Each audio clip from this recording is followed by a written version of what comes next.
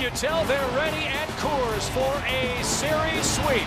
It's Game 4 of the National League Championship Series, featuring the Arizona Diamondbacks, who look to stay alive, and the Colorado Rockies, who continue to roll on an historic September and October run tonight in Denver. Good evening, everybody. My name's Chip Carey, along with Tony Gwynn and Bob Brentley.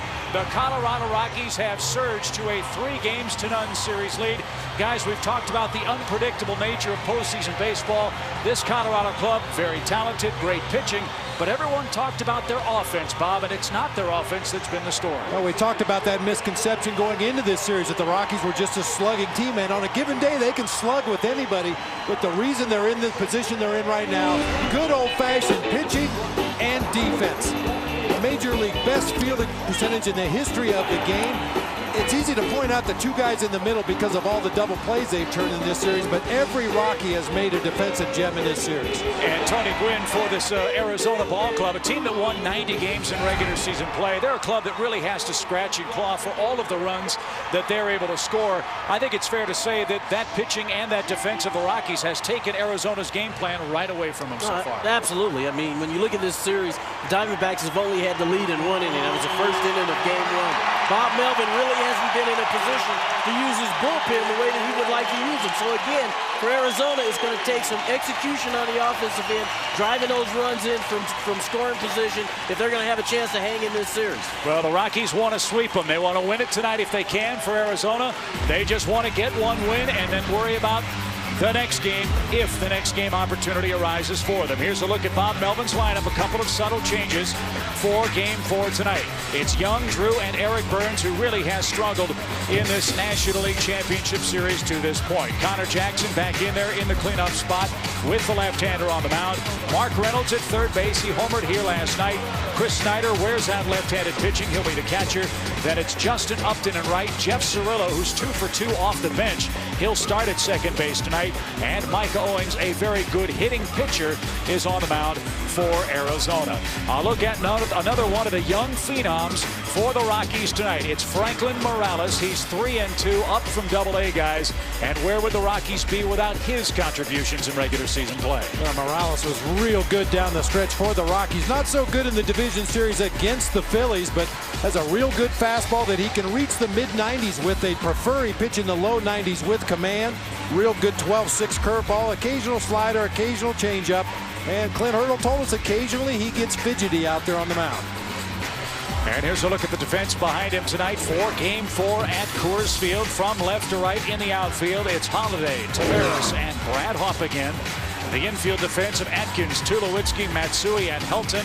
Your Vittoriano, last night's hero, will be the catcher. Just 68 errors in regular season play. As Bob mentioned, the Rockies, the best defensive team percentage-wise in Major League history here in 2007. Here's a look at your umpiring crew tonight for Game 4. Tom Hallion will call the balls and strikes. Angel Hernandez, Jim Joyce, Tim McClelland along the infield. Mark Wegner along the left field line. Larry Vanover will make the calls in right tonight. Much better weather tonight for Game 4 than what we saw last night. No rain at all. Almost a crystalline blue sky all day long today. Very comfortable weather, and you got to give these Colorado fans a lot of credit. It was a nasty night last night. They hung in there, 50,000 plus. They're out again tonight on a 50-degree evening here at Coors Field in Denver, Colorado. See the wind chill 47. Boy, it was a lot colder than that last night. I think both teams are really happy about the weather tonight and looking forward to going out here and playing some baseball in some dry conditions. And a live Spanish language feed is now available via the SAP button on your television remote. It is Game 4 from Denver, Arizona. It's win or go home time for the Diamondbacks. And Chris Young will go to work first.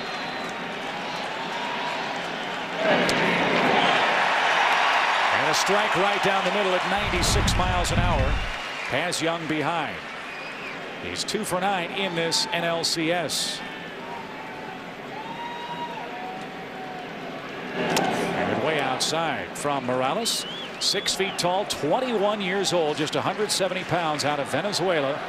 An undrafted free agent signing by the Colorado Rockies, guys who've really made inroads in Latin America, and that's dramatically helped their organization.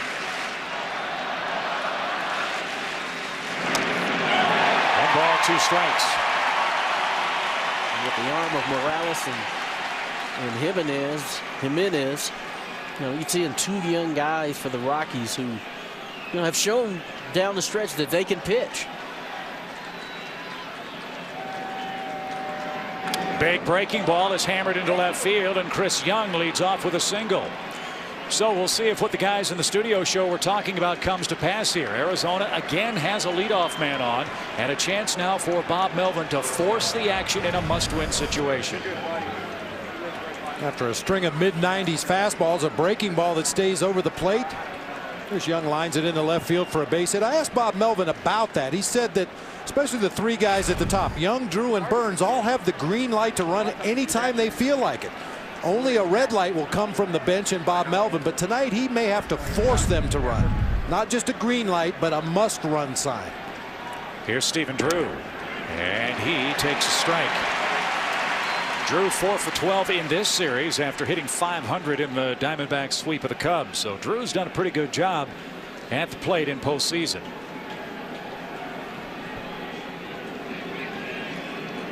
But only 1 stolen base attempt for Arizona after stealing successfully 109 times in regular season play. Again, with these first 2 hitters, Young and Drew, both young players, it takes a little confidence, takes a little bit of guile to want to get out on first base and be willing to run, especially tonight against the left-hander. Saw Stephen Drew show bunt on the first pitch. But the Diamondbacks in this series have had 10 leadoff men reach base. Only 1 has scored in the series. See, the Rockies 9 times have had the leadoff man reach and scored 6 times. And not surprisingly, Arizona scored 4 runs. That's it. 4 runs total in this series. You know, and talking about forcing the issue a little bit for the Diamondbacks, I mean, realistically, there's no reason to leave anything in the bag at this point. And if you get those runners in motion, it may break up that Rockies defense. If you allow them to position themselves properly, allow that pitcher to execute his pitches, we've seen what can happen. Ground ball double play after ground ball double play. 3 of them in the first 3 innings of Game 3 last night. And Young chased back to first by Morales. Yeah, that's a way you can jumpstart your offense as well. Tony, you know this as well as anybody. If that runner's on the move, it's going to open holes in that infield. Somebody has to cover second base. Todd Helton's already holding the runner at first, so there's a hole on that side. Give that hitter an opportunity to shoot one of those holes. Good rip by Drew, evens up the count. You saw Stephen Drew there, 2-1 ahead in the count, looking for something that he could pull in the hole between first and second. And Morales threw him a fastball, and he fouled it off.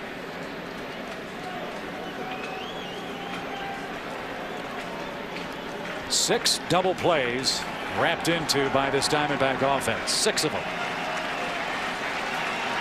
Young, no sign of movement as he tries to measure off the move of Morales from first.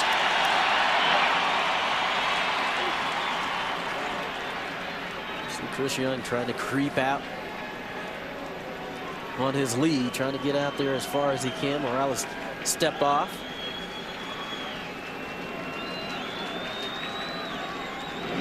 Again to first, and Young about the limit of that lead, it looks like. Well, that's what a leadoff man should do. Somebody with the speed of Chris Young, get out there, get a maximum lead, and be thinking back to first base. You want Morales to throw over there a few times. This is the first time the Diamondbacks have faced Franklin Morales this year. You can only glean so much from videotape.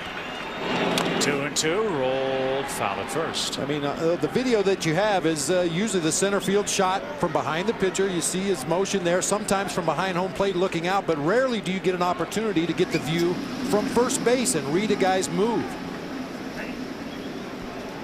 Smart move by a former catcher, Bob Melvin, knowing that ball was beaten into the ground. Made Morales toss it out and get a clean baseball. 2 balls, 2 strikes. Saw Chris Young trying to increase that lead over there at first base. He was 8 for 9 against left-handed pitching this year as far as stealing the base. And each time he's gotten out there, he's gotten a little bit bigger lead. 3 balls, 2 strikes, nobody out. Good velocity on that fastball from Morales. I mentioned at the top of the show, the Rockies would prefer to see him pitch around 91, 92, 93 with command, rather than that mid-90s, upper 90s fastball that he's not sure where it's going. It took him 58 pitches to go through 3 innings against the Phillies. In the divisional series, gave up 3 runs on 3 hits, walked a couple of men, and gave up a homer. Young, a good lead, full count, running. Swing, fly ball, left field, playable for Holiday on the warning track. Young back to first. Well hit ball, but 1 out.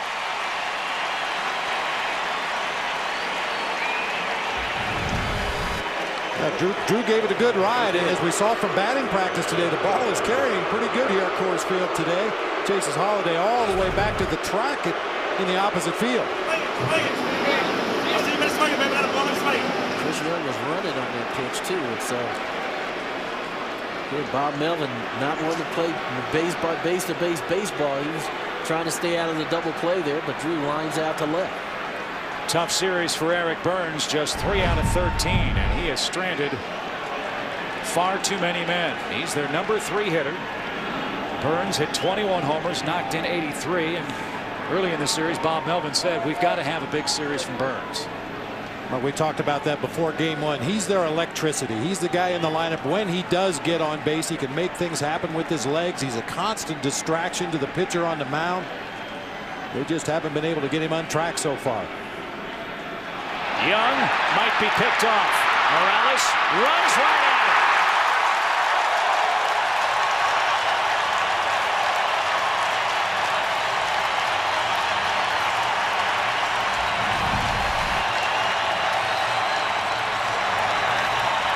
Chris Young was trying to anticipate Morales going to the plate. Was going to be willing to go on first move, and Morales did a great job stepping off the rubber and running at the runner, and eventually put the tag on. Well, for a rookie pitcher who's supposed to be fidgety on the mound, that's pretty calm right there. That's where you see a lot of young pitchers balk. That runner breaks for second base. They do something funny out there on the mound. A balk is called. The runner advances to second anyway. That was a nice play by Morales. And the Arizona base running in this series has absolutely killed them.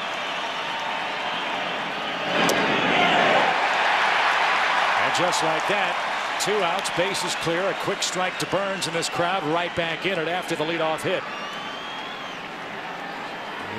The other thing that does is that calms down Morales too. He did a nice job stepping off the rubber, and now he's 1 out away, 1 strike away now from getting out of this inning.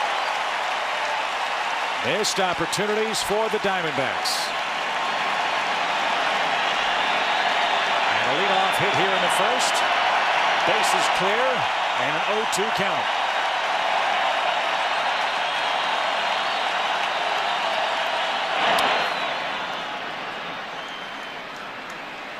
Well out of play by Burns to the right side.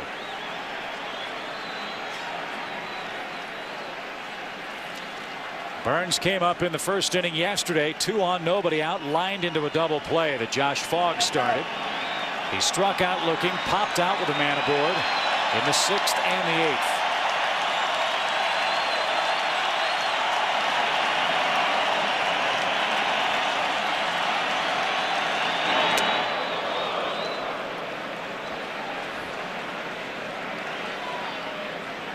So you have to think it would be a big lift for the Rockies and Franklin Morales to get out of this first inning unscathed, get back into the dugout, get his legs underneath him out there on the mound a little bit. Yeah, after giving up that leadoff hit and now finding himself pitching to the 3-hitter with nobody on and 2 outs. Little dribbler back to the mound. Morales has it.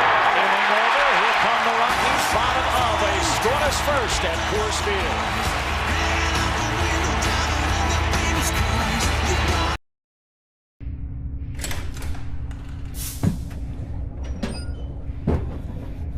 Smoking fastball. Sweet changeup. Smooth slider. Oh. Oh, yeah. Hanging curveball.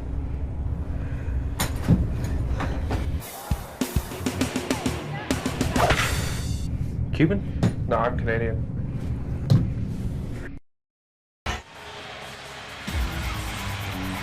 Diamondbacks fail to score in the top of the first. Here come the Rockies looking to close out the series with Willie Taveras, Kaz Matsui, and Matt Holliday, the top three. Todd Helton, Garrett Atkins, Brad Hawpe, Troy Tulowitzki, Jorvik Torrealba, the deciding blow last night, and Franklin Morales on the mound. There's a look at Micah Owings. First LCS game started by two rookie pitchers in history. Owings 8-8 this year. As good as he has been on the mound, he's even better at the plate. Ironically, he was a second-round draft pick by Colorado back in '02. He chose to go to Georgia Tech to college, later drafted by the Diamondbacks, signed, developed, and here pitching in Game 4 of the NLCS. And the first man he faces will be Willie Taveras. Got a guard against a bunt, and Owings drops a quick strike into Taveras. 2 for 14 is he in this series, hitless in his last 7 at-bats. Now, Owings is basically a two-pitch pitcher. Fastball, slider. Fastball has a little tail into the right-hander. It'll sit in the upper 80s. Occasionally he'll touch 90, 91. Good slider on the outside part of the plate. An occasional changeup. The best thing he has working for him is deception. You talk to hitters around the National League, they say you don't pick the ball up very quickly against Micah Owings, who has never faced Colorado. High, ball 2. He last pitched in a big league game 18 days ago. That was September 27th, but he did pitch down in Tucson before this series began, and ironically enough tuned up against Willie Taveras and plunked him a couple of times. Owings was upset he didn't get to hit in that game. They were a little concerned that some of the erratic arms that you see in the instructional league may plunk the pitcher, so they decided not to let Micah Owings hit in that game that he pitched in the instructional league. And he wasn't happy about that. And when you see the way he swings the bat, I wouldn't have been happy either. Look out, folks. Looks like Taveras is having a little trouble picking up that fastball too. He's been late on Owens' fastball the last couple of pitches. We've seen him try to bunt numerous times in this series so far. Right now, it just doesn't look like he's seeing that ball out of Owens' hands real good right now. How long until you feel as a hitter, Tony, you know what a guy has? I always felt like, especially when you're facing a guy for the first time, the more pitches you see, the better your reactions are going to be. And these last 4 pitches, he stood in there and fouled them off. In the first 3, he's fouled off to the right side, and that one he kind of fouled straight back. So maybe he's getting a better look at the ball. But I always felt like the more pitches you saw, the better you're going to be. Into right field, ball playable for Upton. He had him defended perfectly, and Taveras flies out. And there's one man down. Kaz Matsui is coming up. Here is the Arizona defense tonight. A couple of changes. Burns, Young, and Upton in right field. Along the infield, Reynolds, Drew, Jeff Cirillo, his first start. Connor Jackson back in there at first base. And Chris Snyder will be behind the plate.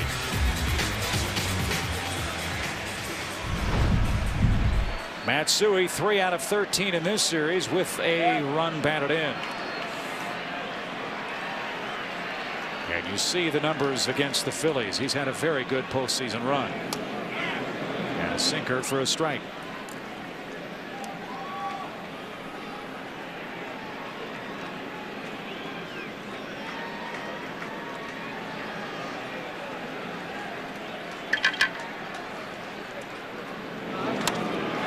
Center field. Young broke in, now has to backpedal. 2 men down. Like we've seen early in this game tonight, the ball's carrying. Stephen Drew's ball to left field. Holliday caught it backpedaling on the warning track. That last ball right there by Matsui. Chris Young came running in and ended up having to catch the ball going backwards. And so, a little bit better weather tonight. The ball seems to be carrying a little bit better. And here's where it does get a little interesting, because when you look at both 3, 4, 5 combinations in this series, neither that of the Rockies or the Diamondbacks has done much damage. And Holliday looks at a ball low. I think that's kind of standard operating procedure in the postseason. You do so much scouting about those guys in the middle of the order because they're the guys who have done most of the damage during the regular season. That's why so often you see it's the guys you least expect come through with the big hits. Like Torrealba last night, hitting that big 3-run homer. Well, it might be an MVP season for Holiday. Before the game tonight, he picked up another honor. He was the National League Player of the Month for September. And Sharp presents that honor. He hit .367 in September, 12 homers, 30 RBIs, and scored 29 times. 10 multi-hit games, 2 multi-homer games, and 9 multi-RBI games. I'd say that's quite a month. I'd say so. A pretty good month. That's a pretty good season for some guys. 2 balls, 2 strikes.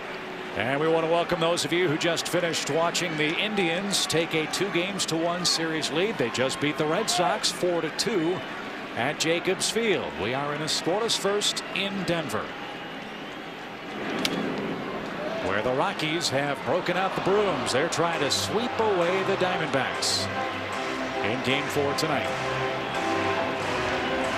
50 degrees at first pitch and no rain.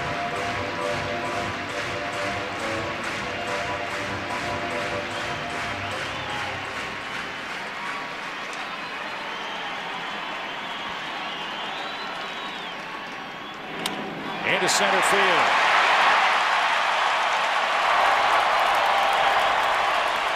So Holiday muscles a single up the middle, and that brings up Todd Helton.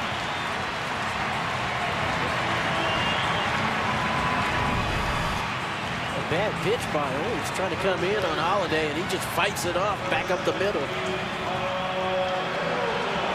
One thing about Micah Owens in some of his previous games this season that we were able to see on videotape, opposing hitters make a lot of contact against Mike Owens. It's just a question of, is it good contact out on the barrel of the bat, or can he get those hitters to jam themselves or hit the ball out toward the end? But they are going to put the ball in play against the Diamondbacks right-hander.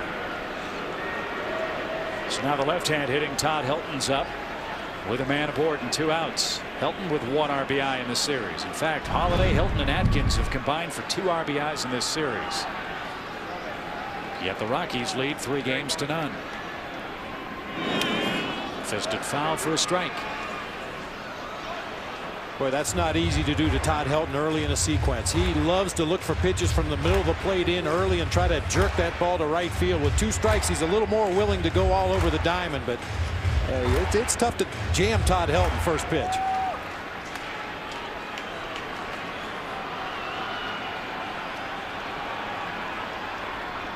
Very short lead at first by Holiday. And the count now even. Well, Bob, you hit that right on the head. He came in there with that first pitch, went up the zone a little bit on him, and he fouled it back. And then the next pitch went with a good sinker away.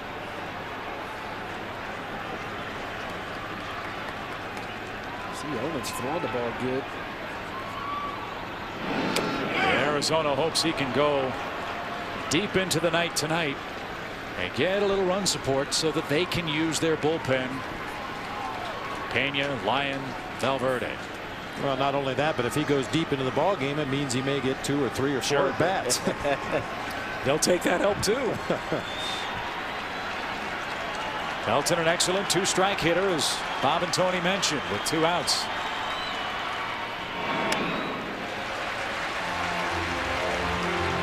Talked about this last night. Helton led the league in 2-strike knocks.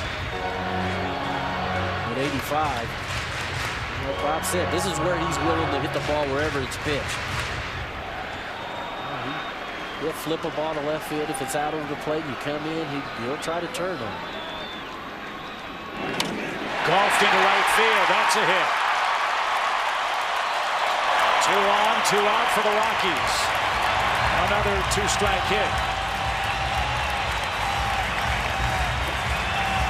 Yeah, that ball was down. Ball's down in the zone, and boy, he just hits that barrelhead on it nicely and drives this ball into right field. See Snyder reaching to the backhand. Well, he just lines this ball into right field for a clean base hit. So Garrett Atkins comes up. He's a perfect 2 for 2 in this series with runners in scoring position.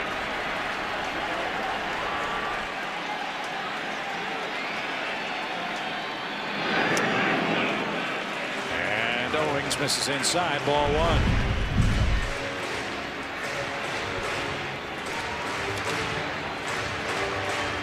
Atkins drove in 111 men in the regular season. A chance to put the Rockies up a run in the first.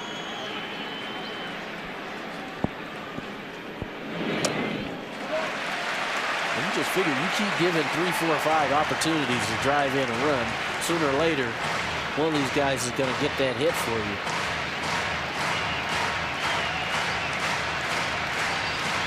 This is something else. The Rockies have been very good during this incredible 20 of 21 streak, working the count and driving up the pitch counts. Owings will make his 24th, and it's hit in center field. Young, though, will have a play, and the inning is over. 2 hits and nothing else in a scoreless first in Game 4 in Denver. This copyrighted telecast is presented by authority of the Office of the Commissioner of Baseball and may not be reproduced or retransmitted in any form, and the accounts and descriptions of this game may not be disseminated without express written consent. Scoreless first inning at Coors Field in Denver. That's the picturesque rock pile beyond the center field fence here in Denver. And in this Arizona second, they'll send the middle of their order up. Connor Jackson, Mark Reynolds, and Chris Snyder against Franklin Morales, who gave up a leadoff hit, induced a fly ball deep left, picked off Young, and that got Eric Burns to tap back to the mound. And a little low to Connor Jackson. Jackson has just 5 at-bats in this NLCS, but he's in there for his work against left-handed pitching this year. He really hit the southpaw as well. 320 the average with 6 home runs. And Todd Helton will make that play unassisted. 1 man down as we welcome our colleague Craig Sager. Good evening, Craig. Well, thanks, Chip. Arizona veteran Tony Clark and manager Bob Melvin turned tonight's regular hitting meeting into what was termed a team get-together. Clark knows firsthand that a 3-0 lead does not mean a series is over, having been part of the New York Yankees 3 years ago who lost to the Boston Red Sox.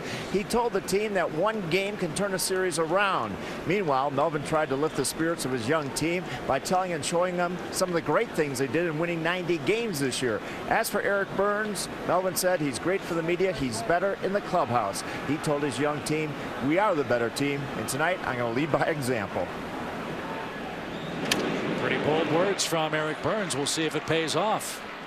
Yeah, we heard the guys on the pregame show talking about the Diamondbacks needing to win 4 games if they want to get to the World Series. I don't think they can afford to think in those terms. They need to win a game at this point. Take it from there.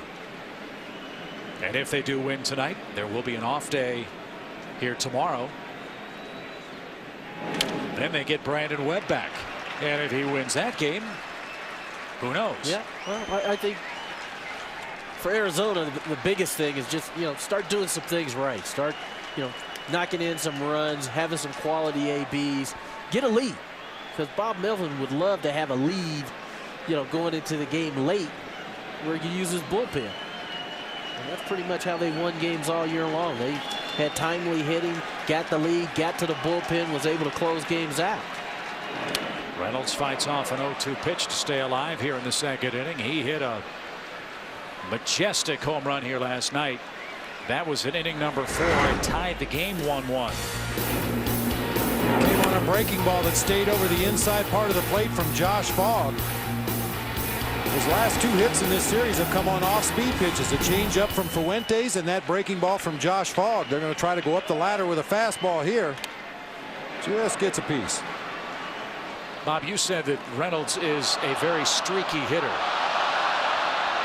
When he gets hot, he's a guy that can stay hot for 5, 6, 7 games. And I'm sure that's what the Diamondbacks are hoping for. He's had some better swings in the last couple of games. He's just had some holes in his swing. They got him to chase a lot of pitches up high out of the zone down in Arizona.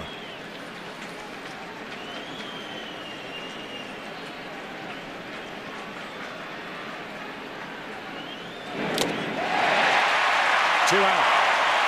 First strikeout for Morales tonight. That's the pitch that we chased in Arizona. Good old fastball about letter high. And you see that barrel coming through just a bit tardy. Morales throw that fastball right by him up in the zone. And it's been my experience for streaky hitters. Usually when they're in a good streak, it's because they're swinging at good pitches. I think that goes for any hitter. You know, you get yourself out sometimes chasing pitches out of the zone. When you stay in your zone, that's when you can get in a hot streak. I think you could say that for Arizona hitting as a group, as a team, especially with runners in scoring position. That's when they've really chased balls that were out of the zone. You know, Eric Burns chasing the breaking ball a couple times last night, popping up. That's where you really have to try to show some discipline and be willing to work the count and be willing to hit the ball where it's pitched, because Eric Burns is a guy in their lineup. They don't want to let him beat him. And so sometimes you're going to have to hit the pitcher's pitch in that situation in order to do some damage. Lined fair and into the left field corner. Snyder smoked that ball, and he's on his way to second with a 2-out double. So his third hit of this LCS gives Arizona another scoring opportunity here in Game 4. Exactly what you want to do with an 0-2 pitch and leave it in the area where Snyder can get the barrel to it, but he hits this ball right down the line.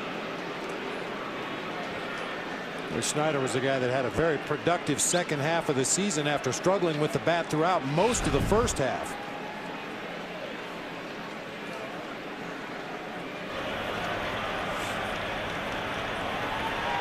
So Justin Upton now a chance to give Arizona only their second lead of this series. But this is the situation, guys, that has been so problematic for Arizona. That kind of tells the story right there. They've had opportunities. They just hadn't been able to deliver here when runners in scoring position or runners in scoring position in 2 outs.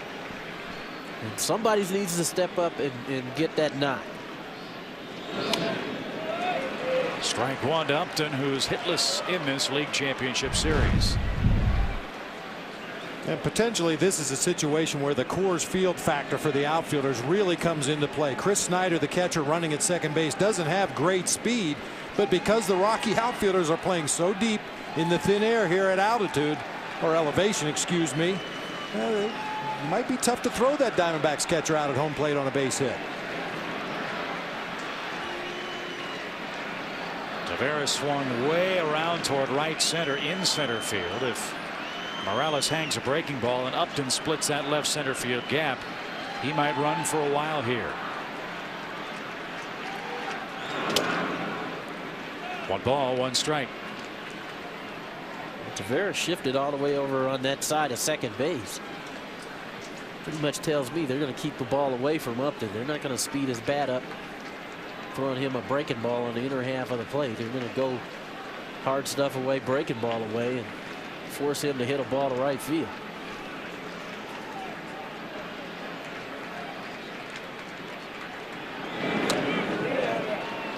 Two balls and a strike.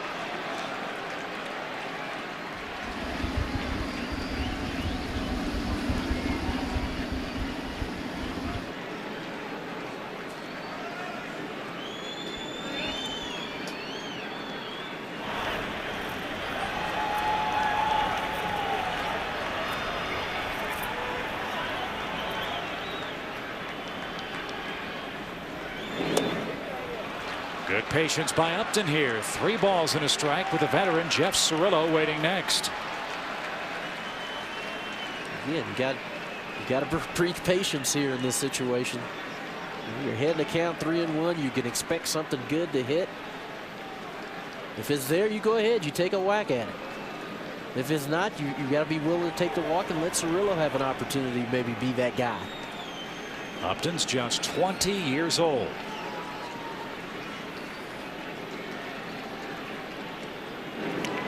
That one over his head and behind his back.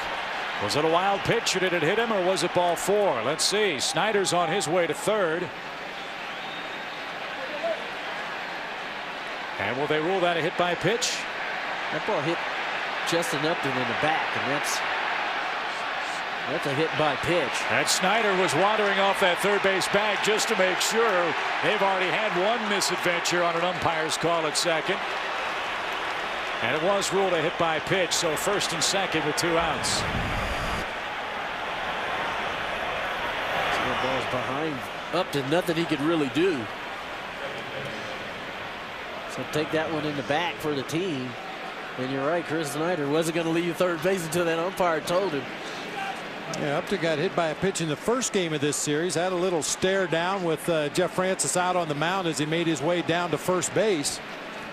That ball is clearly behind him there. Wow. So Cirillo 2 for 2 in the series. Looks high at a ball. And Cirillo in his career has always been a guy that can drive in runs. A .314 hitter with runners in scoring position. For Jeff Cirillo tonight, most nights when you're hitting in the 8th hole, you know, you have the pitcher batting behind you, a lot of times you can figure that, hey, you're not going to see very much to hit. But with Owens in the 9 hole, pretty good bet somewhere in this count he's going to get a pitch to hit. I was thinking the same thing. We saw Jeff Cirillo bunt for a base hit earlier in this series, and normally the 8-hitter wouldn't do that with a pitcher on deck, but this is a completely different situation. Mike Owens is not just a good hitter for a pitcher, he's just a good hitter. Yeah. 1 ball, 1 strike, 2 on, 2 out. Arizona second. Crowd at Coors a little bit nervous about the start of tonight's game 4.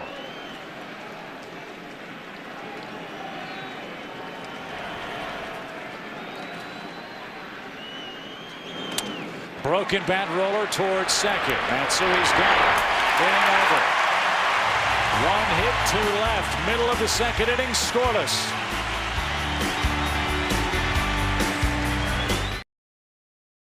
Gentlemen, you're at 5,280 feet. You are breathing 20% less oxygen than anyone else in the game of baseball. Suck it up. Quickly, quickly. High altitude. Water is your friend. Drink. I don't know what you have learned. Don't wear sunscreen. You'll get burned. High altitude baking, men. More flour. Unbelievable.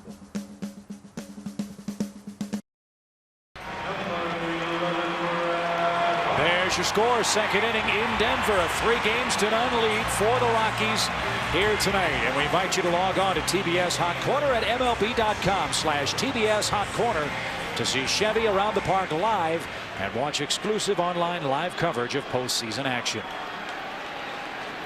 Micah Owens to face Brad Hawk, who's had a sizzling bat in this series. He's 4 for 9 with a couple of RBIs and is 7 for his last 16 in postseason play.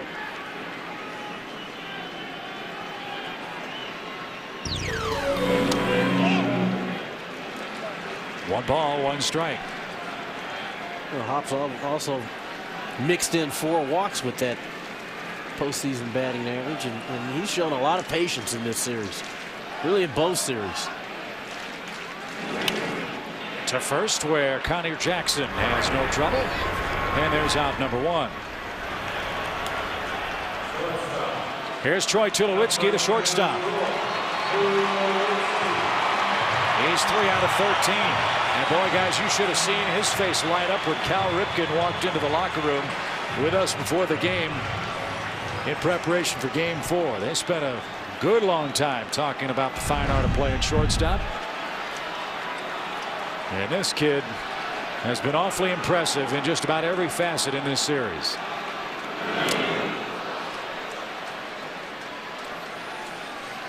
Now, Troy Tulowitzki, as part of his workout regime, picked up something Cal Ripken did during his playing days. Cal used to go in and run on the treadmill after every error he made, kind of as a punishment or a reinforcement, whatever you want to call it. And Tulowitzki adopted that. Maybe that's why he doesn't make so many errors. Pretty smart play.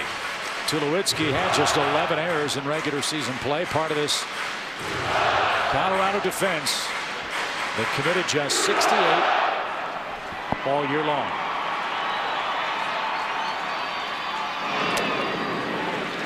One ball, 2 strikes. Rockies picked him in the first round in 2005. He appeared in 25 games for them in 2006 and beat out Clint Barmas in spring training. And Owings has his first strikeout tonight. And Yorvit Torrealba, the hero last night. Here's how Arizona pitched him. Well, if you watch the first pitches in this sequence, away, away, away, fastball, sliders, the big slow breaking ball, everything on the outside corner or further away except for that one mistake pitch. Livan Hernandez eventually tries to sneak one by. Torrealba inside, he's all over it. You had to think Livan had him set up for something inside hard, but Torrealba said he just reacted to what he saw, got the bat head on the ball, and hit a line drive home run into the left field seats. And not surprisingly, Owings goes away with the first pitch. 1 ball, no strikes. Livan Hernandez and Miguel Montero talked after the game last night. They were 1 pitch away. 1 pitch. The difference perhaps between victory and defeat for Arizona.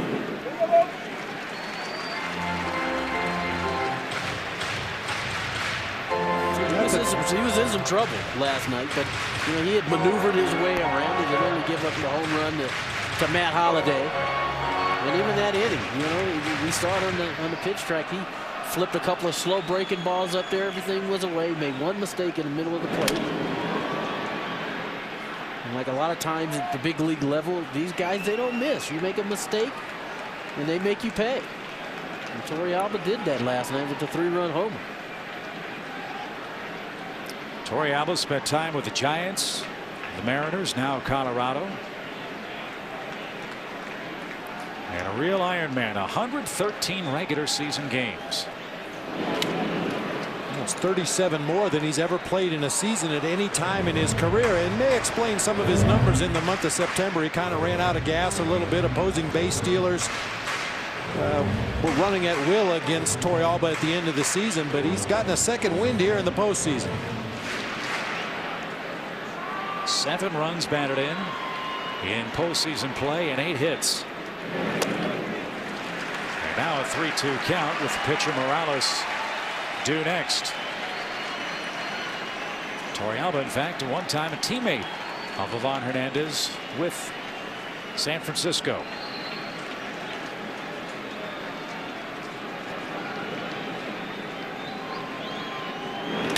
Payoff pitch hit high in the air to right, but playable for Upton. And Mike Owings sets him down in order in the second. He'll take matters into his own hands in the third. Scoreless in Game 4.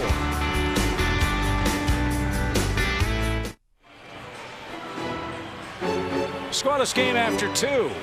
As Arizona starter Micah Owings coming up. And Bobby, this guy had quite a run from August onward. August 18th against the Braves. Pitched 7 innings, struck out 7 Braves hitters, but was even more impressive at the plate. Went 4 for 5 with a double, 2 home runs, 6 RBIs, only 1 of 2 4-hit games he had last season.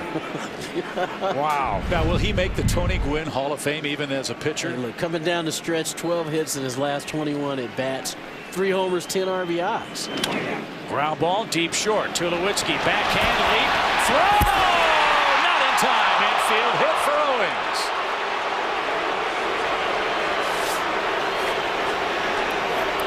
We saw a pretty good pitch by Morales. Owings strong enough to get this ball in the hole, and Tulowitzki does all he could do right here. Jump throw a la Derek Jeter. Owens barely beats it, but does beat it. I don't believe I've ever seen a shortstop get as much on the throw from off-balance angles. He is deep in the hole at short. Very close over there at first base. Only the hustle of Micah Owings allowed him to beat that out for an infield hit.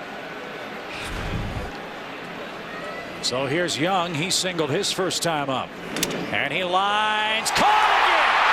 Throws out. Safe. This defense is unbelievable, folks. 1 on, 1 out.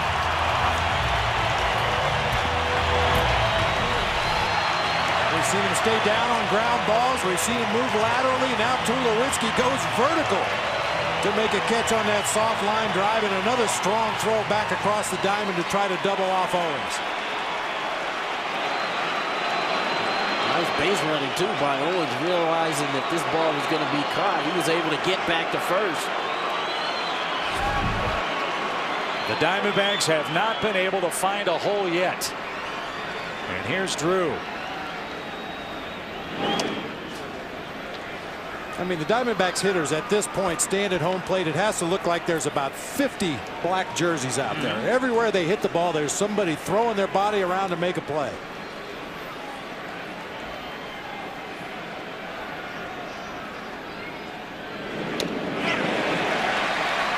Good breaking ball evens up the count. And again, talking about Arizona wanting to force the issue, tough to do with the pitcher running the bases. Yeah. Pitcher running the bases, a left-handed pitcher on the mound. Saw Chris Young hit that ball pretty good, and Tulowitzki skies up to make the play. And so for Arizona, it's about continuing to try to have good at bats. You can't get frustrated and just start swinging at pitches. Stephen Drew has come up right behind Chris Young, had a good at bat thus far. In the air, shallow right, playable for Hop. 2 out. And Eric Burns will be coming to the plate. You know the guy who does that John Madden impersonation on NFL Sunday? His name is Frank Caliendo. He has a new show, if you didn't hear. It will literally change the face of late night. See the all-new comedy, Frank TV, November 20th, here on TBS. Craig Sager's report, guys, at the start of our telecast. Eric Burns wants to lead by example. He's up with a man on and 2 outs here in the 3rd.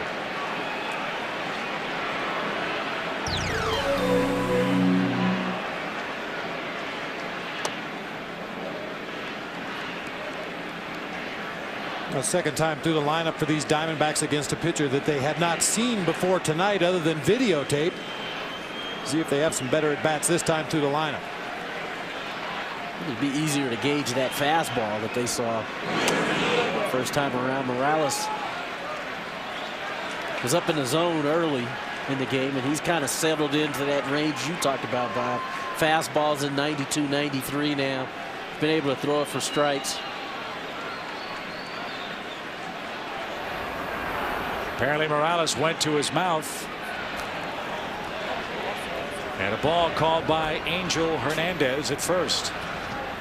Well, I'm assuming that the pitchers are allowed to blow into their hand tonight on the mound because of the chill in the air here this evening, but you're not allowed to put your fingers in your mouth, which is what Morales did out there on the mound.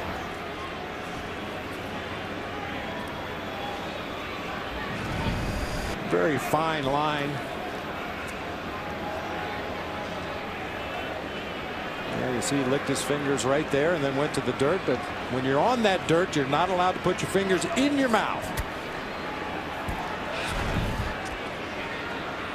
So now it's a 3-0 count for Burns, with Jackson, the cleanup man, waiting next.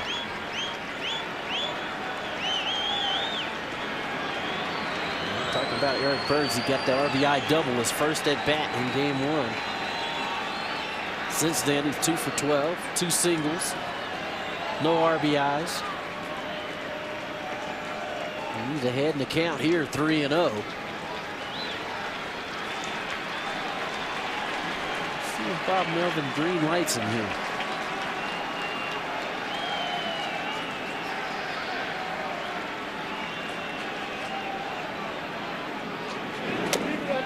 Ball 4, 2 on, 2 out. So the first walk for Morales chases Micah Owings over to second base, and here is Connor Jackson, who rolled out his first time up.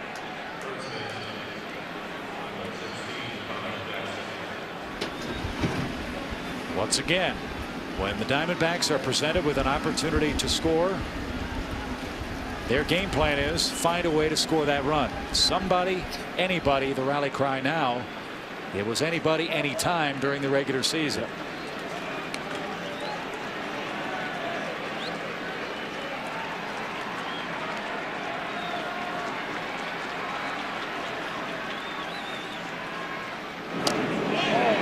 A flinch, but a ball. 1 ball, no strikes.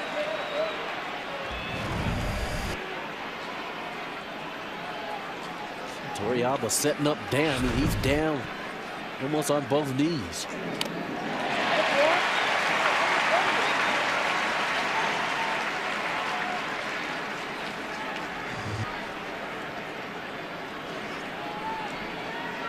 Connor Jackson is a guy throughout the regular season. He sprayed his base hits all over the field, but of his 15 home runs, 14 came to straightaway left field, 1 to center field.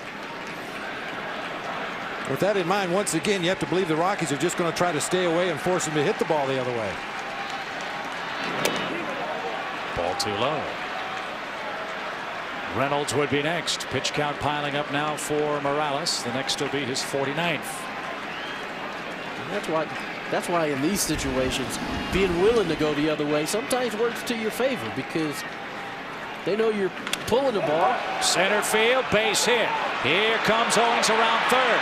The Taveras throw is off target, and the Diamondbacks finally come through with a 2-out run-scoring hit.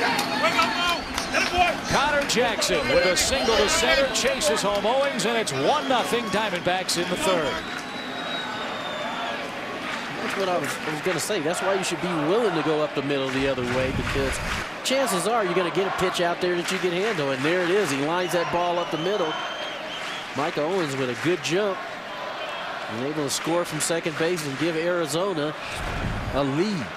First time they have led since Game 1, first inning at Chase Field. And not surprisingly, Mike Owings, the pitcher, right in the middle of this Arizona run-scoring inning.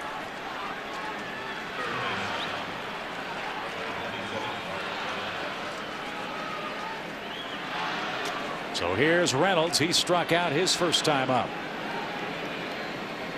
It should be pointed out this is Micah Owings' second appearance in this NLCS. He appeared as a pinch hitter earlier in the series. Yeah, Owings came on in the 11th inning off Game 2. High pop. Center field playable. Taveras coming on. Inning over. But Mike Owings leads off with an infield hit. Connor Jackson drives him home with a 2-out single, and the Diamondbacks lead in a must-win Game 4. Starting pitchers pitch every 5th day. That leaves us a little time to work out, study up on hitters, and help out around the clubhouse.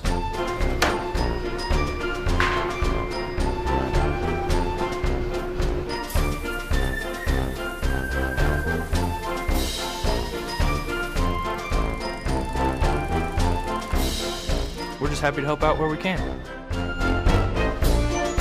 Thanks, Jeff.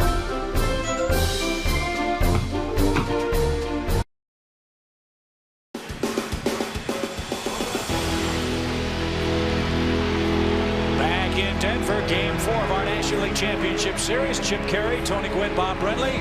And looky here, the Arizona Diamondbacks have their second series lead. Mike Owings scoring the first run of the night tonight. Well, we've been talking about what a good offensive player Owings is, and took it into his own hands with that leadoff single. Came around to score on the base hit, and now needs to put some zeros on the board to give his team a chance. Ground ball to short. Drew takes care of the opposing pitcher. 1 pitch, 1 out.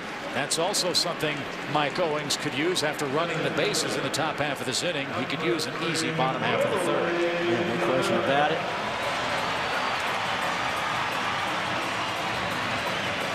Owings leading out that inning with an infield hit. Diamondback starters are 4 for 6 in this series. And the rest of the teams hitting .234, but that inning, Connor Jackson got a 2-out RBI. Puts Arizona on the board, and we'll see how the game kind of takes shape from there. Taveras fly to right to open up the game. Looks at a strike. And he's 2 for his last 15 in this NLCS. Taveras was limited to just 97 games for the Rockies. Had a quadriceps injury. Did not play in the first round. And was activated right before Game 1. There were some in Denver who said of Clint Hurdle, why in the world would you mess up the great chemistry this team has by changing things up ostensibly and putting Taveras back in the lineup? Well, all those first guessers, I think, are eating a little crow, because Taveras has had a huge series. Clint Hurdle just felt like he was going to have an impact And even though he didn't have that many hits, I mean, base running wise, defensively wise, I mean, the other day he went tagged up on a ball and went from second to third and then scored on a sac fly and a diving catch in game 2 that really saved the game for Colorado. And so he's had an impact, not necessarily with the bat in his hands, but with his legs and his glove.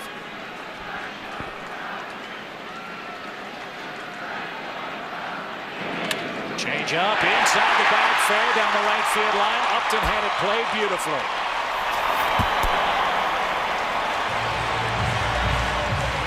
So Taveras, an opposite field single with one out. He's a threat to go. Talk about Taveras fouling those balls off on the right field side last time up. This time catches up with one and hits it inside the bag at first. You can see where Upton is positioned out there in right field. They were expecting Taveras to hit the ball in the opposite field, but positioning plus the speed of Justin Upton held Taveras to a single. That's a double against most teams in baseball. Upton showing what kind of arm he had. Made a perfect throw to Stephen Drew, second. Now time call. Taveras' chance to manicure the base paths here tonight. He stole 33 bags in regular season play, was caught just 9 times.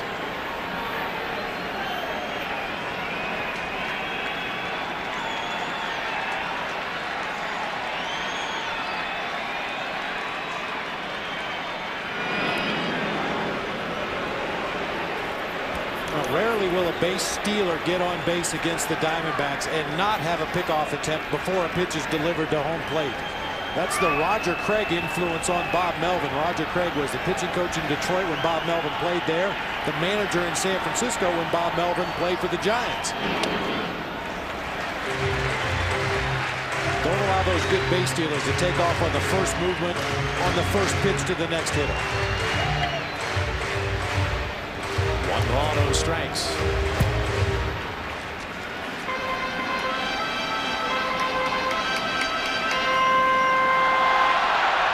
I think for Taveras here, this is a situation where he wants to run.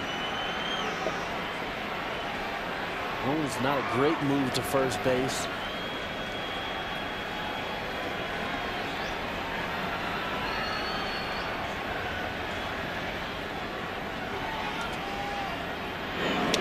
Right down the middle, a strike. You see the distance of the Taveras lead from first.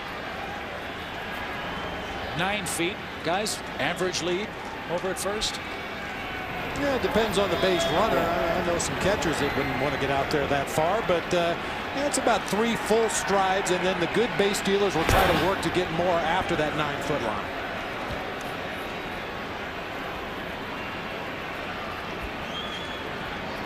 Now, you're not speaking of yourself when you talk about those catchers who don't want to measure those big leads. I mean, very fleet of foot, right? Yeah.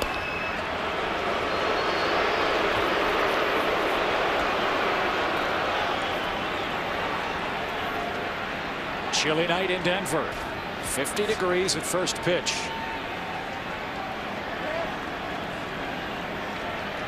But very little, if any, wind. 1 ball, 2 strikes. We saw Matsui there in this camp, early in this camp. You know, take a strike. Giving Taveras a chance to kind of get a feel for when he might want to go. But after that first strike, Matsui looking for a hole to hit. Very good at controlling the bat. You know, maybe looking for an infielder to break if Taveras does good. Just missed the outside corner, 2-2.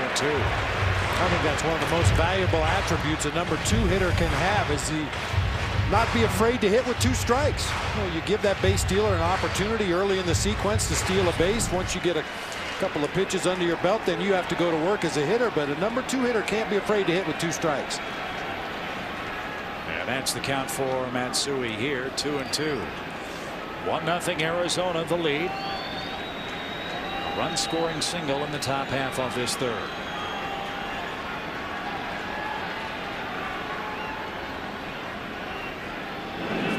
Swing and a miss, a slider in the dirt. And Owings has his second strikeout in this game. Matsui can't move Taveras along. And Matt Holliday is coming up. The American League Championship Series between the Red Sox and Indians continues tomorrow night, 8 o'clock Eastern Time on Fox. Cleveland wins Game 3 tonight, 4-2. Jake Westbrook started and pitched very well for the Indians. And Joe Buck, Tim McCarver will be back in action tomorrow night at 8 o'clock Eastern Time. A very brisk game, by the way. Less than 5 hours at Jacobs Field today. Breakneck pace. Yes. Holliday swinging a miss, nothing in 1 your count.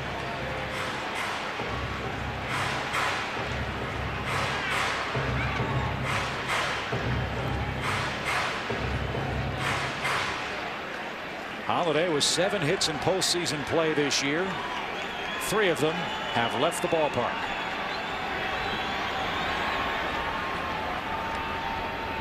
And he gets hit by a pitch. So those are even. And 2 are on for Helton with 2 outs. We mentioned the game that Micah Owings pitched an instructional ball and drilled Willie Taveras twice in that game. He hit 14 batters during the regular season. This looks an awful lot like the pitch that got Justin Upton.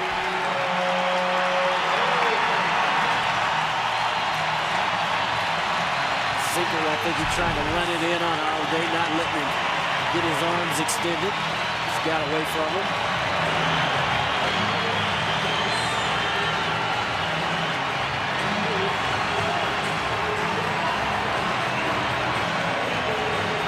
So Todd Helton now with 2 outs.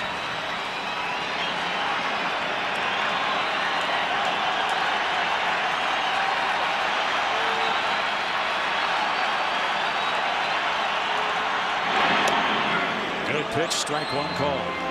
Starting him out with a changeup there. 78 miles per hour.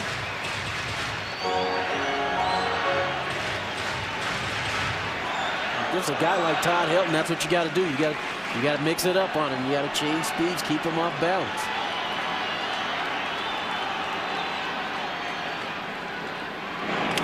Popped up. And Helton struggles with runners in scoring position continue. He and Holliday now 0 for 8 in the NLCS with men at second and third. And Micah Owings nursing a 1-run lead heading to inning number 4. 1-0 Arizona after 3, and they're up here in the top half of our 4th inning in Game 4. Capacity crowd here at Coors Field. TBS available in high definition. Call your local cable or satellite provider.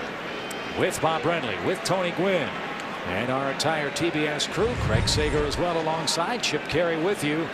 Diamondbacks have to win, and they are winning through 3 tonight. Chris Snyder doubled down the left field line his first time up and was stranded in the 2nd inning.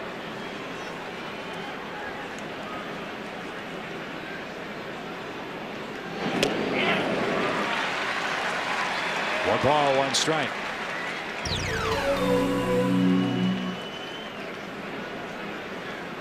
Looks like Micah Owens writing down some notes about maybe what he's doing with this Rockies lineup. How he attacked hitters, maybe how he got Todd Helton out there with runners in scoring position.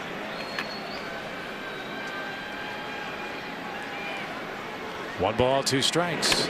In the air to center field, but Willie Taveras had him played perfectly. And there is 1 man out. We check in with Colorado skipper Clint Hurdle. Clint, to use your term about your starting pitcher Franklin Morales tonight, you said at times he gets fidgety out there on the mound. What have you seen so far in the early going?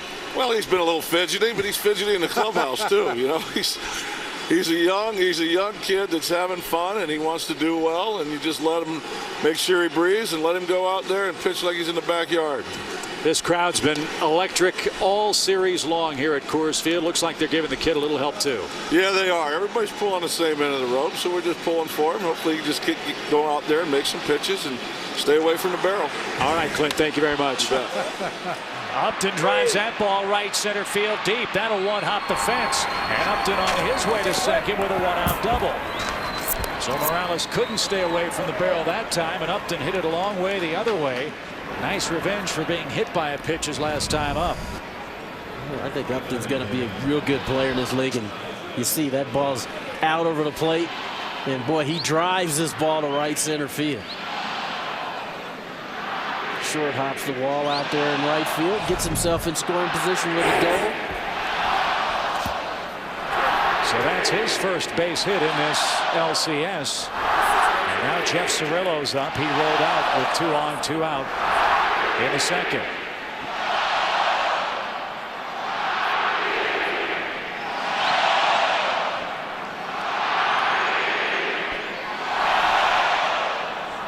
Cirillo, a former Colorado All-Star. Well, did Clint Hurdle look like a manager that's up 3 games to none in the series? Yeah. Laughing, relaxed, joking about the fans and his young pitcher out there on the mound.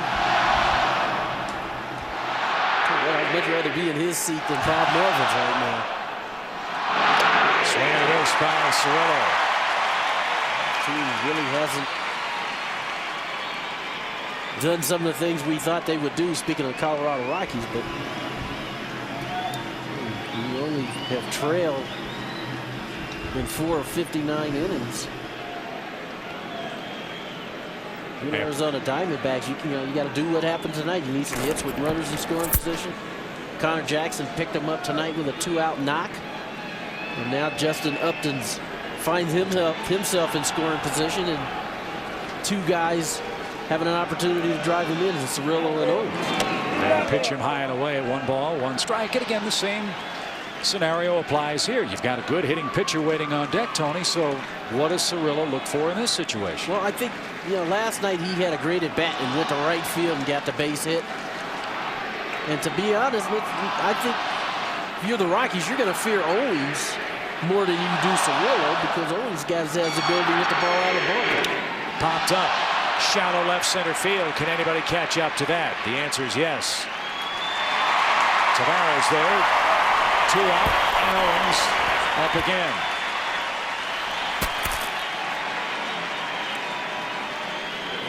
Morales threw an off-speed pitch, and Cirillo's a little bit out in front. Flies out to center field. And so now Owens comes up to the plate. We talked about his ability to hit. 462 with runners in scoring position. I would say that's pretty good.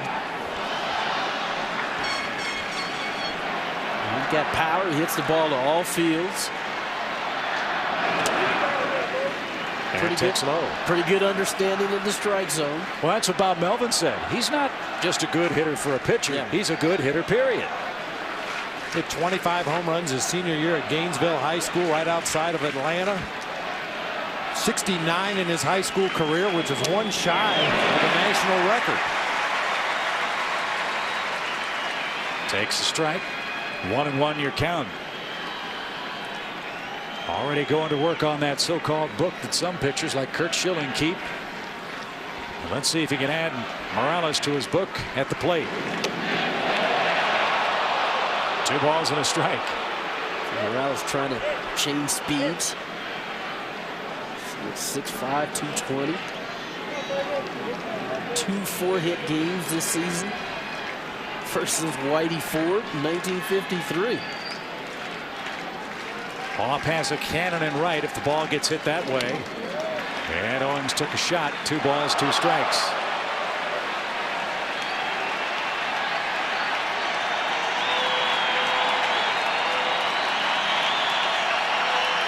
They keep showing those numbers, and they are what they are, but all you can do for the Diamondbacks right now is try to improve upon them. That's what's happened in the past in this series. They can't change those numbers, but they can go from this point forward and try to improve upon them.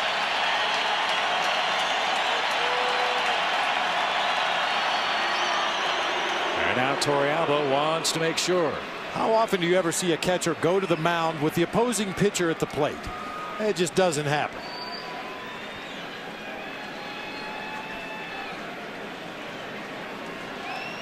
Yeah, normally when that number 9 hitter comes up in the National League, you almost most of the time put an out down. He's an out. You make a quality pitch, you're going to get him. That's not necessarily the case here. You can make a good pitch, and Owens still might do something with it.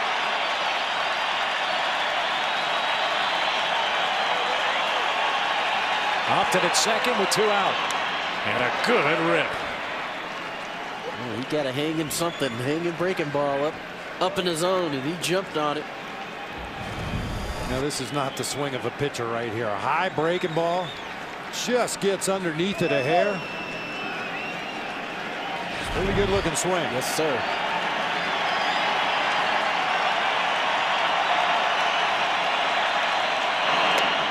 High fastball.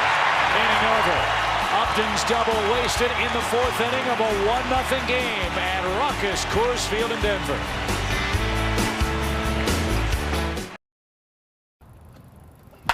Oh, there you go. Oh, get up, Bob. Right where I wanted it. Woo, that's what I'm talking about. Yeah. Ooh. Did you? That's all you got? Yeah. Ooh, that's got dinger written all over it. That's up. Yes, I'm ready to party. I'm ready to party. Oh, I'm ready to party. Ready as I can be. You see, I'm ready to party. Don't you wanna party with me? They are ready to party indeed here in Denver. But the Diamondbacks have other plans tonight. They lead by a run here in the bottom of the 4th inning with Garrett Atkins, Brad Hawpe, and Troy Tulowitzki coming up against right-hander Micah Owings.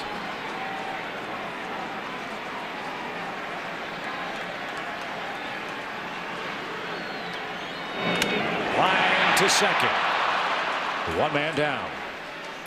It's the Micah Owings show so far at the plate and on the mound as we check in with Arizona skipper Bob Melvin. Yeah, and you can see the way they pitch him. You know, he's getting breaking balls from the start, obviously a little more careful with them. You know, he's just a baseball player. He likes to play. If I put him out there at shortstop today, he'd have been encouraged. Yeah, you know, he'd want him to go out and do that as well. Yeah, this is the first time you guys have seen Franklin Morales in the regular season, and you've had a couple base runners on over there at first base. Have you determined yet whether you can run on this guy or not? Well, you know, a little fidgety out there, and you know, that 45-degree rule, he kind of extends it right to the brink. So we're still trying to get a read on him out there. You know, obviously, CY tried to time him up a little bit, didn't work, but we'll keep working at it.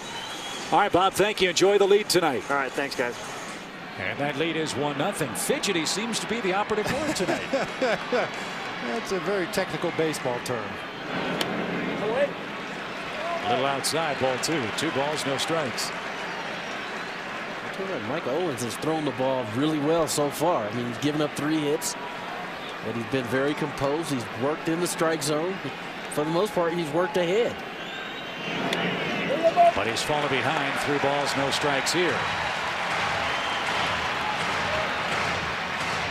Just 3 singles for the Rockies in this game. Again, talking about misconceptions about Colorado. They have not exactly crushed the baseball in this series. As a 4-pitch walk has a man aboard as we check in with Craig Sager. Craig. Well, the Colorado Rockies, we mentioned, won 20 of their last 21 games. The last team to be that hot, the 1977 Kansas City Royals, who won 24 out of 25. I talked to Eddie Herzog, and he said they won 16 games in a row, the 16th win. A game like last night. A lot of rain, but theirs was delayed for 3.5 hours against the Oakland A's. They came back the next day, lost 1-0 to Seattle and Doc Medich. He thought his team was getting tired down the stretch, but they called up their minor league player of the year, Clint Hurdle. He gave them a boost. They won 8 more in a row, making it 24 out of 25. 3 members of that team are here tonight. Clint Hurdle and his bench coach, Jamie Quirk, and their roommate, Hall of Famer George Brett, who came over from Kansas City to be here tonight to hopefully see his 2 roommates go on to the World Series. Chip. All right, Craig, thank you very much. Yeah, an historic run for the Rockies. 20 of their last 21 in the win column. The only team to beat them, Arizona and Brandon Webb.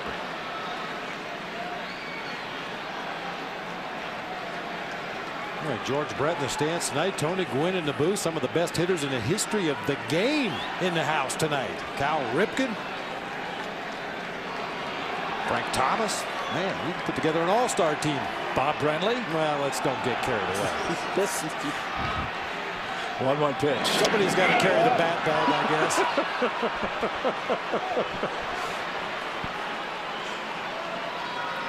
Tulowitzki down to his last strike in this 4th inning. But again, the point about Colorado. Arizona's actually hit for a higher batting average than the Rockies have in this series.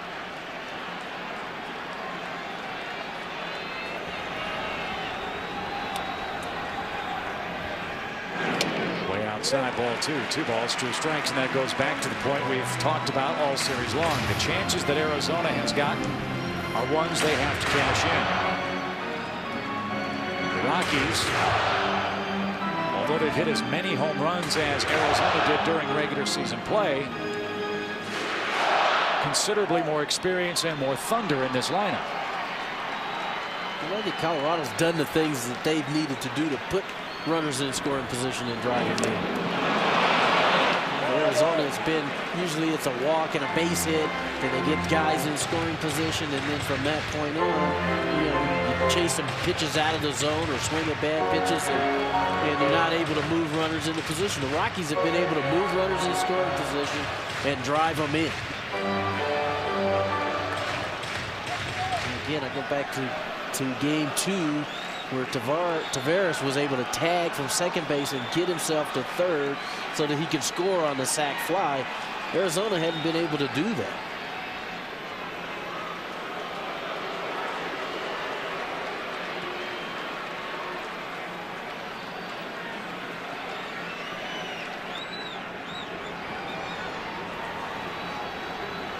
Short lead at first with a 2-2 count to Tulowitzki.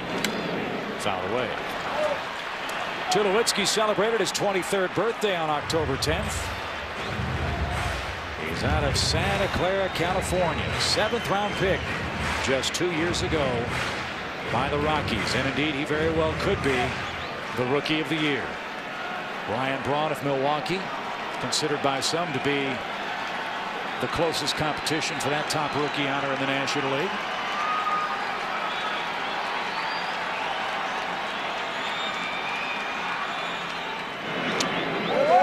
Counts full, 3-2. The Rockies now making Owings work. A line out, a walk, and now a 3-2 pitch due to the shortstop.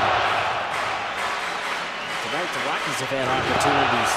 2 guys on in the first, another 2 guys on in the third, not able to get that 2 out. Not to drive in a run.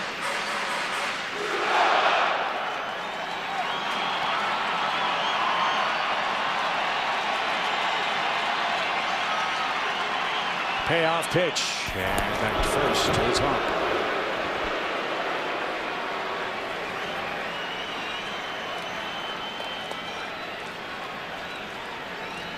Let's see what kind of confidence Clint Hurdle has in Tulowitzki's ability to make contact on this 3-2 pitch. See if he starts the runner Brad Hopp over there at first base.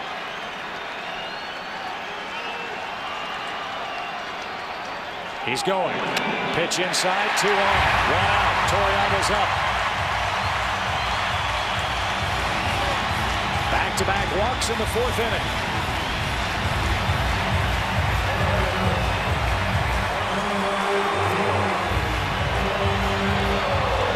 Torrealba hit a 3-run homer last night. He's got 2 on again here in the 4th.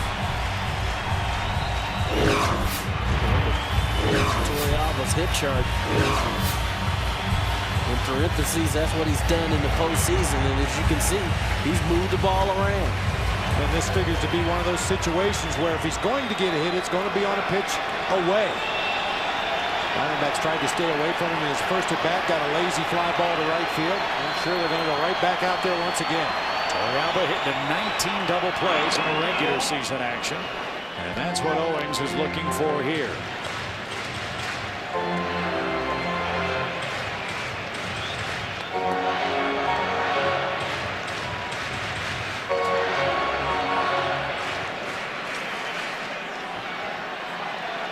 Activity in the Colorado bullpen with the pitcher spot due next.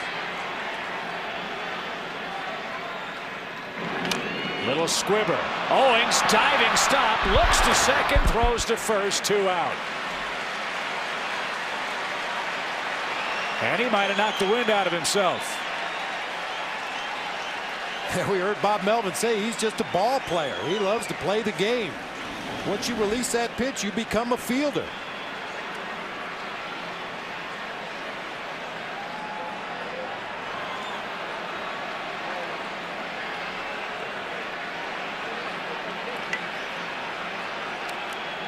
Now you could read his lips and just got the wind knocked out of me.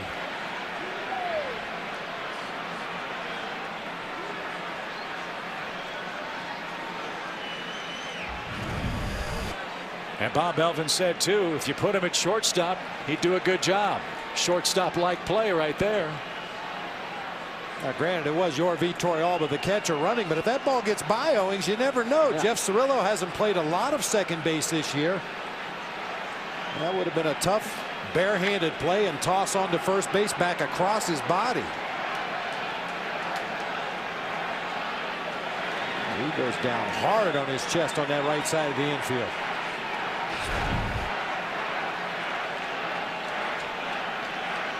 So a nice long visit gives Owings a chance to catch his breath. And the Rockies are going to take Morales out of the game. Seth Smith will be announced as the pinch hitter here.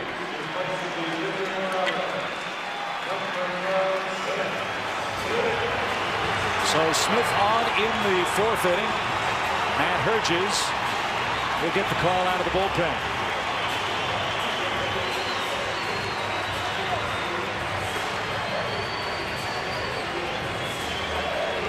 Smith has an at-bat in this LCS. He's 0 for 1.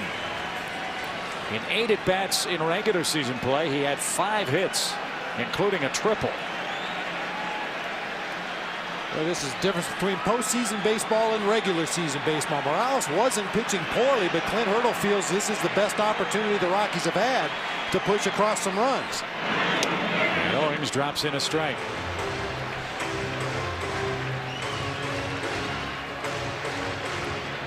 And the way the Colorado bullpen is pitched, you can understand why Clint Hurdle would, hey, chance to score, take it, turn it over to the Pensman. I think that's exactly what he's saying. Showing a lot of confidence in his bullpen. 2 on, 2 out. And now 2 strikes. The kind of success Owings has had in his last couple of starts, not giving up any runs. Feeling like this might be the opportunity here, and so he sends a pinch hitter up there.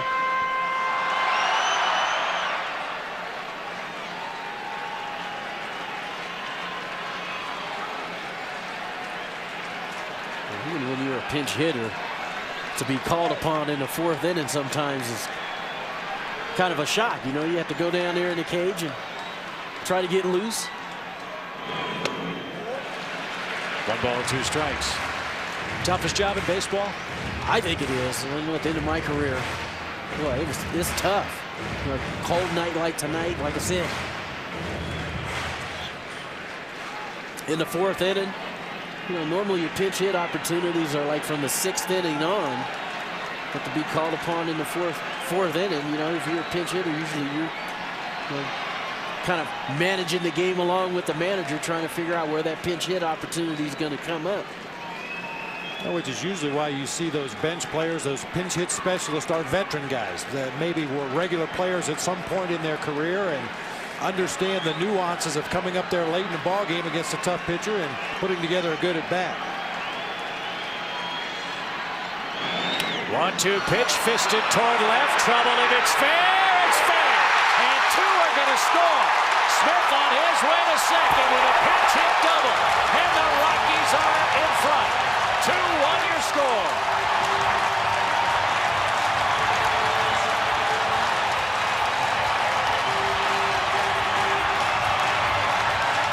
Everything that Clint Hurdle touches in this series turns to gold. Well, if indeed the Rockies win this ball game and clinch this series, they'll have 8 days off before the World Series, and I would recommend putting the entire team on a plane and going to Vegas. Everything working for the Rockies right now.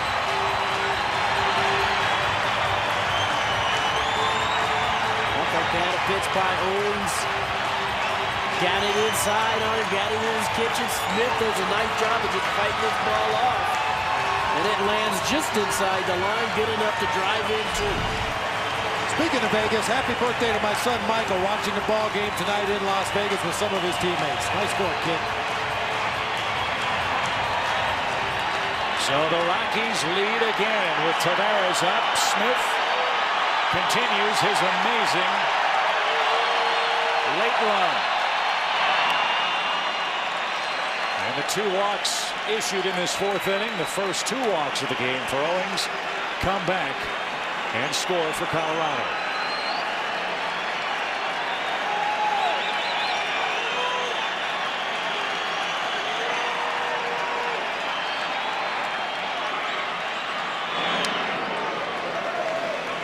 The guys touched on the difficulty of defending in this ballpark. It's usually not the doubles or the triples or the homers that make you crazy, but the fact you have to play so deep and cut off the alleys, you can't get to balls like the one Smith just hit. I don't think anybody could have got to that ball, but you're right. It's not with the ball that lands just over the infield in front of the outfield. The little dunkers that just get out there, those are hard to defend in this ballpark. Like I said, Michael Owens made a good pitch. He got in on Smith. Smith did a great job of just fighting that ball off. That was the best he could do with it, and it finds a hole. Just missed. And after getting the wind knocked out of himself, diving for that ball on the first base side, Michael Owings has thrown some pitches right down the heart of the plate. That breaking ball right there. Good pitch to hit. I don't know how Tavares laid off of that one.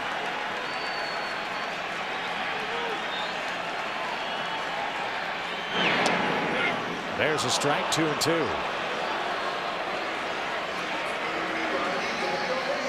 In the 5th inning, Arizona will have the top of its order up against Matt Hergis ostensibly. He was the man loosening. And now the Colorado pen goes to work. They cannot afford to fall much farther behind. If they lose, the Rockies are champions of the National League.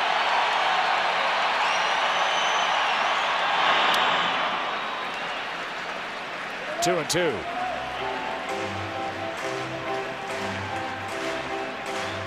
Pitch count up to 77 now.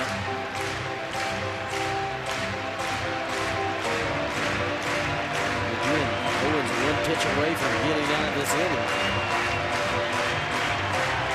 Got to give Seth Smith, the Rockies pinch hitter, a lot of credit on that. That was a tough pitch he hit. He was able to drop it inside that line for 2 runs.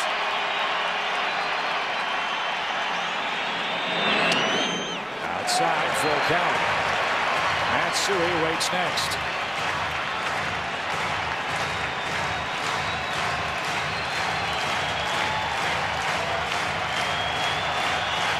It's an all-hands-on-deck night for both managers tonight with an off day tomorrow. Assuming Arizona wins. If not, there'll be a long layoff for the Rockies. Fisted toward first. Jackson gets it. And all hands are safe.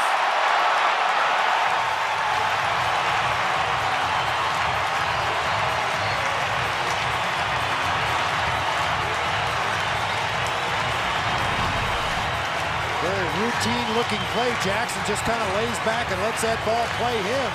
Hits him in the heel of the glove. Ricochets a short distance away, but with Willie Tavares' speed, that's a no play there at first base, even if he recovers quickly.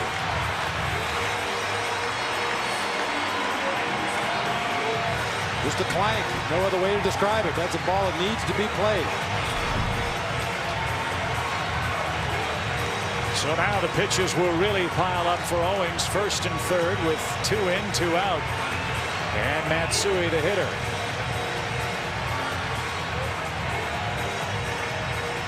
Let's check in again with Craig Sager.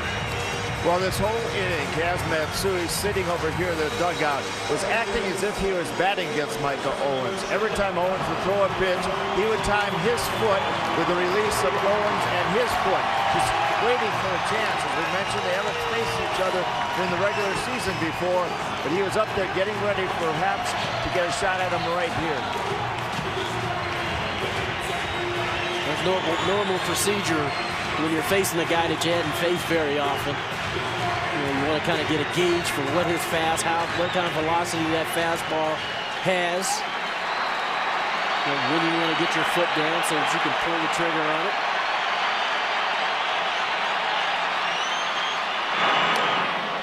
Didn't time that pitch. He's down a strike. He's looked hardy tonight on Owens' fastball.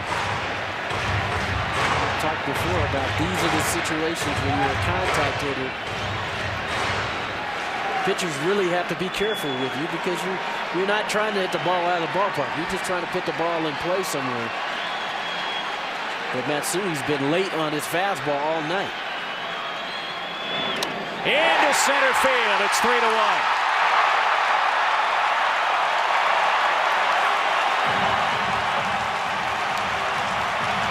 Tavares stops at second. 12 runs with 2 outs in the series, and the Rockies have a 2-run lead. Well, practicing the dugout pays off for Kaz Matsui. It's a nice, quick, controlled swing, drives that ball right back up the middle of the field. It's a nice job of just putting a barrel on the ball. Trying to do too much with it, goes right back up the middle. And the fans are going crazy here in Denver.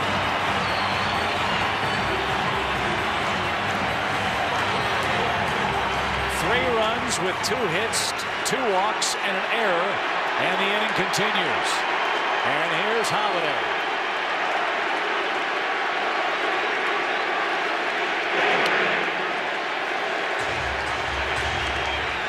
Pitch count really starting to climb for Micah Owings, up to 82 in the ball game now, and he has really labored once again after diving for that ball on the right side of the infield.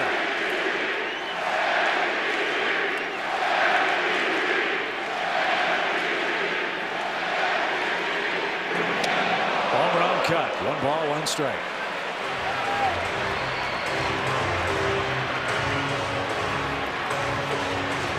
I think that pitch is the reason Micah Owings has been as effective as he's been up until this inning. He rarely throws a straight changeup. He's basically a 2-pitch pitcher, fastball, slider, but he's mixed in enough changeups to keep the Rockies off balance and at least plant a seed in their mind. Swing, fly ball, center field deep. Young to the wall.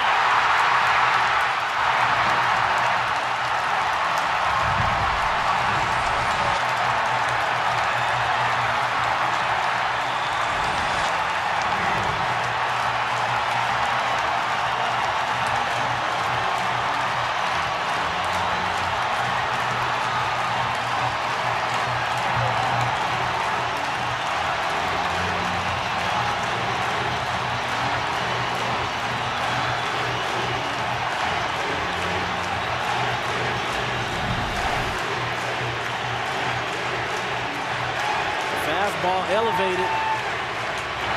Oh, what a swing. And he drives this ball straight away center field. He hit that one out there where Bambi lives.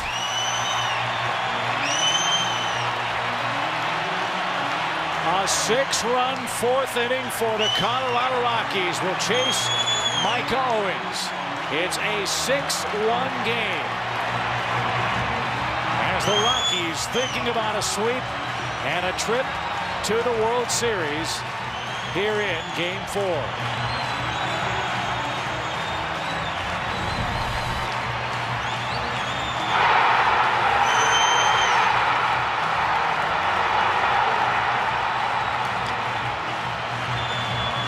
And why not have a curtain call for Matt Holliday and the Rockies, who are indeed enjoying a very happy Rocktober here at Coors. Then and now, presented by AIG. Live longer, retire stronger, never outlive your money with AIG. Let's take a look at Tom Seaver, who pitched 20 years in the big leagues, 12 of those with the New York Mets. He won 311 games in his career, an amazing 61 shutouts in that stretch. 12-time All-Star with a 2.86 lifetime ERA and entered the Hall of Fame in 1992. Tom Seaver works with the Mets as a club ambassador, lives in California, and now owns a vineyard.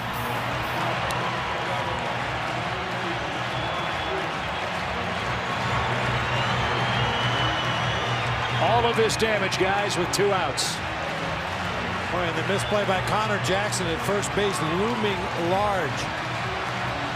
Diamondbacks had an opportunity to get out of this inning in pretty good shape to move forward in this ball game, but that error just opened the floodgates for this Rockies offense. You cannot give this team more than 3 outs in an inning. And a lot of folks around the country wondered about this Colorado team. They haven't lost in so long. And if they win tonight, they'll go to 7-0 in postseason play. If they were to lose a game, would the air escape the balloon? I don't think so, the way they're playing right now. I don't either. I think when they lost that in 1 game to the Diamondbacks coming down the stretch when they needed to win every game, they showed their resiliency. They bounced back, won the last 2 games in the regular season. The playoff game against the Padres, and now they've rattled off 5 straight wins here in the postseason and have the lead in this one. I think another factor also in winning 20 out of 21 ball games, they had 11 different players driving the game-winning run.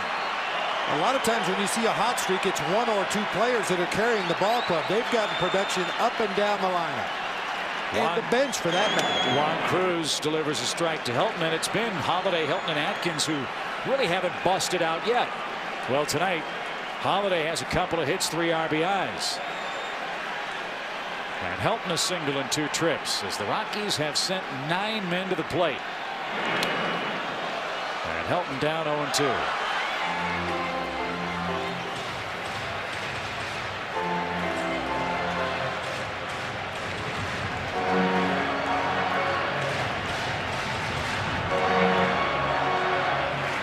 About it before with these Rockies, they seem calm. They're not really hyper. I think they kind of understand the run that they're on, and they're just trying to go out there and do the things that they know they have to do every day to win. Everybody fulfilling his role, nobody trying to do more than what they're capable of doing. Bob's a different hero every night. Torrealba last night. Matsui got the base hit with 2 outs. And now Holiday cashes it in and turns it into a big inning with a 3-run homer. The Smith bloop double played at 2. The error had runners first and third. Matsui a single, then Holiday blasts one into the fountains. Cruz thought he had. Helton struck out. But the count now 3-2. I think Chris Snyder thought that was strike 3 as well. He took a step toward that third base dugout.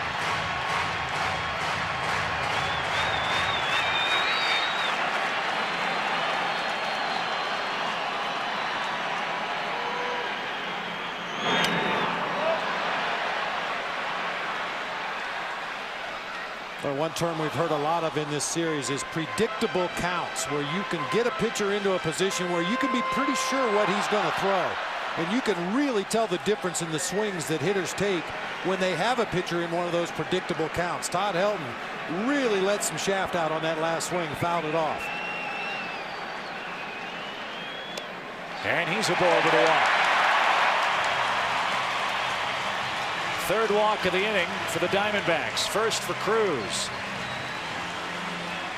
Now, while Colorado has this big lead, 6-1, Matt Herges has been warmed up and has been sitting back watching this offensive explosion. We'll see what effect this long inning has on him when he comes out for inning number 5. And you mentioned the point last night, Bob. This is still very early in this game. A lot of time left. And Matt Herges wouldn't mind waiting another 10, 15, 20 minutes if that's what it takes for his offense to put some more runs on the board.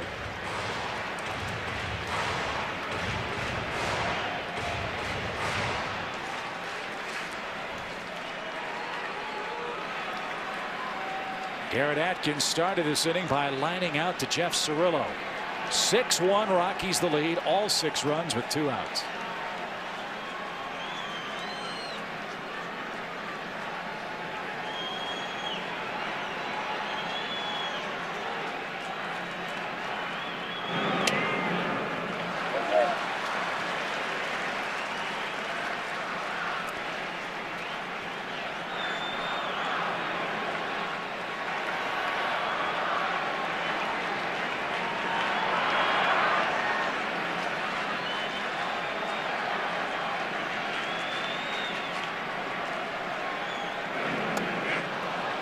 1 ball, 2 strikes. Well, Cruz mixing in a slider there.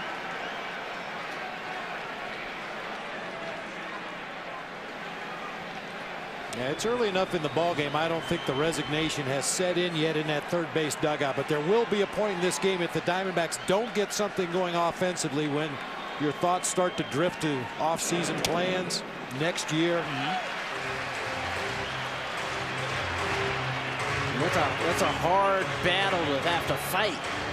You know, you're only in the bottom of the 4th inning here, and you haven't had much success in putting runs on the board against this Rockies team.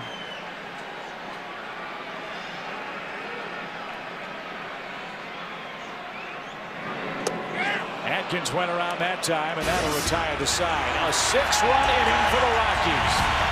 3 walks, a critical error, but Matt Holliday unloads a shot to straightaway center field, and the Rockies, looking to finish off the Diamondbacks in Game 4, have a 6-1 lead. We're uncompromising. We could brew Coors somewhere other than the Rockies, but we don't. We're persistent. Our beer's been made smooth with only Rocky Mountain water since 1873. We're set in our ways. We use only the best high country barley for that full flavored taste. We refuse to change. Sound like anybody you know? Coors, the banquet beer. The National League Championship Series on TBS is brought to you by Chevy. An American Revolution.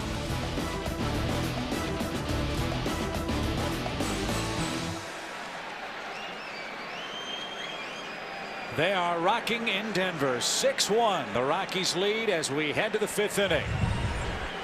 Top of the Arizona order up against Matt Hergis, who's pitched in 2 games, a total of 1 inning in this National League Championship Series. And as good guys as the Colorado bullpen has been, this is the vulnerable part of that bullpen. Here you'd be looking for a couple of innings right here from Matt Hergis if you can get it. Well, this is the risk that Clint Hurdle took by pinch hitting for his starting pitcher. Cashed in with an RBI double by Seth Smith, but now you do expose that middle relief. They have been very good in this series, but it is the most vulnerable position on this pitching staff. So let's check out our Zantac relief pitching profile. Heartburn, attack it. Zantac. The Rockies bullpen this postseason, incredibly good. But since the All-Star break, their entire pitching staff, one of the best in baseball. So this is not just an October occurrence. I think it shows you how much confidence Clint Hurdle has in his bullpen. Pinch hitting for Morales in the bottom of the 4th inning, cashing it in, and then really cashing it in on the home run, and now with a lead, just trying to work your way home. Full count, 3 balls, 2 strikes. Young single to start the game, then was picked off. He lined out to Tulowitzki at short, who made a terrific leaping grab to rob him then. So he's 1 for 2.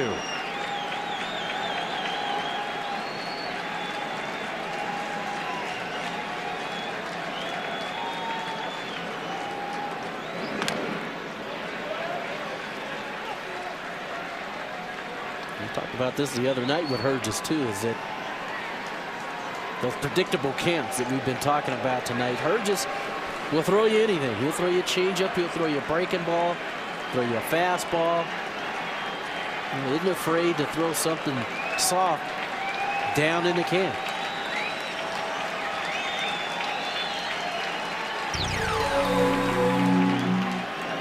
Struck him out with a high fastball. 1 down.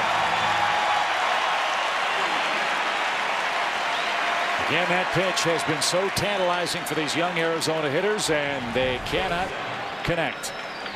They can't connect and they can't lay off. That's a bad combination. Pitch up above the letters inside.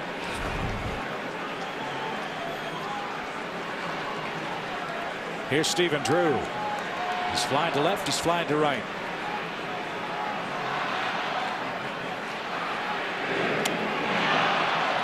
One ball, no strikes. Now, right now, Clint Hurdle's goal is to find a way to patch together 3 innings with Matt Hergis, Ryan Spire, LaTroy Hawkins, Jeremy Affeldt. Get to the 8th inning with Fuentes and Corpus to finish the ball game. You feel pretty good about your chances.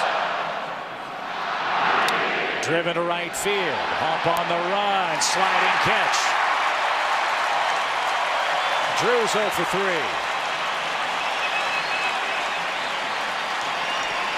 This time Stephen Drew hits this ball right on the money, and Brad Hop gets a great jump on this ball. Digs out a nice divot there as he slides and makes the catch. Sinking line drive to right field for an out. A long fly ball to left field for an out. His first at bat. He swung the bat well. Has nothing to show for it. And here's Burns. He's tapped to the mound. And he has walked.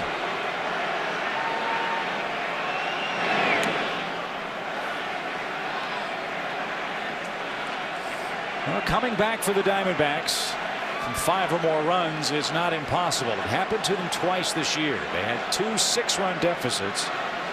They came back to beat the Pirates in May and Tampa Bay in June. Can they come back tonight in Game 4?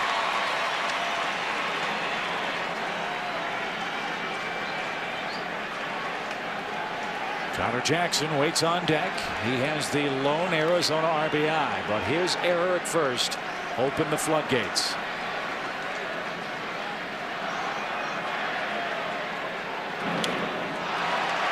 One ball, 2 strikes.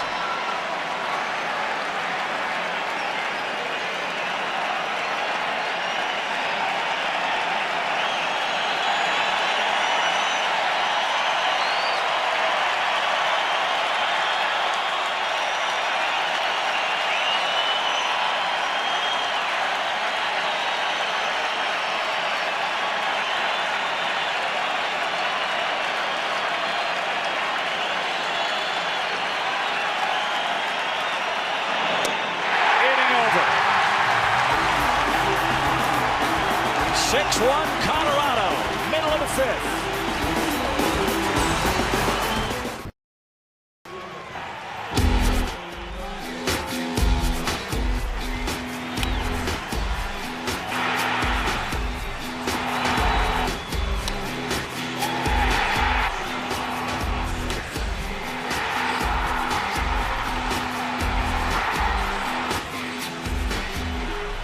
A big night in Denver. Last of the 5th inning, Rockies up 6-1 with Hop, Tulowitzki, and Torey Abreu against Juan Cruz. And everybody in that Rocky dugout is swinging for the downs. Why not?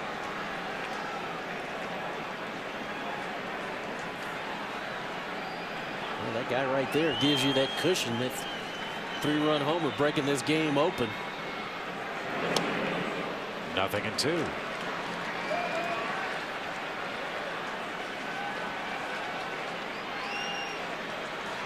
A 6-run, 3-hit 4th inning. Only 2 of those runs were earned. And that's another theme that has been a big difference between these 2 clubs in this series. As Cruz takes care of Hop. The Diamondbacks have given Colorado 6 unearned runs in this series. Colorado has given none back to the Diamondbacks. Boys and Girls Clubs of America is the official charity of Major League Baseball. Together we create a positive place for kids. Base is clear, 1 out, 5th inning for Tulowitzki, who has struck out, walked, and scored.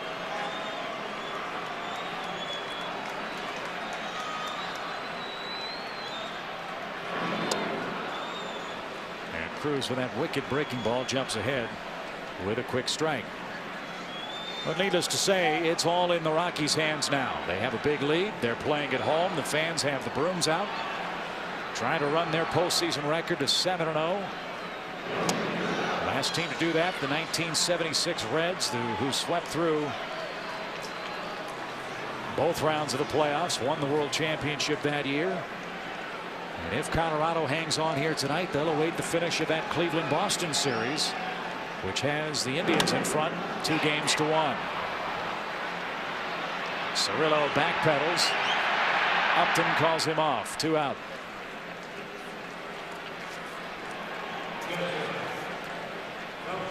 And since the wild card format began in '95, no team has swept both division and league championship series play. The Rockies trying to do that, as well as, guys, continue this incredible run of success by the wild card getting into the World Series. We're talking about uncharted waters here. 2 sweeps in the postseason. We're in their record to 21 of 22. They don't want the season to end. They want to keep playing forever. So what do if they win tonight? Well, you enjoy at least one day off, and then you prepare for the next series. You would assume they would do a lot of normal baseball activities, their regular batting practice, infield practice, so forth and so on. But I would have to believe that somewhere in those 8 days between tonight and Game 1 of the World Series, we'll see Aaron Cook throwing some simulated games to judge his availability for the World Series. Maybe some of the pitchers face their own hitters, so the hitters get to see live pitching, the pitchers get to face live hitting. You have to do something to try to simulate game action. Way high from Cruz to Torrealba.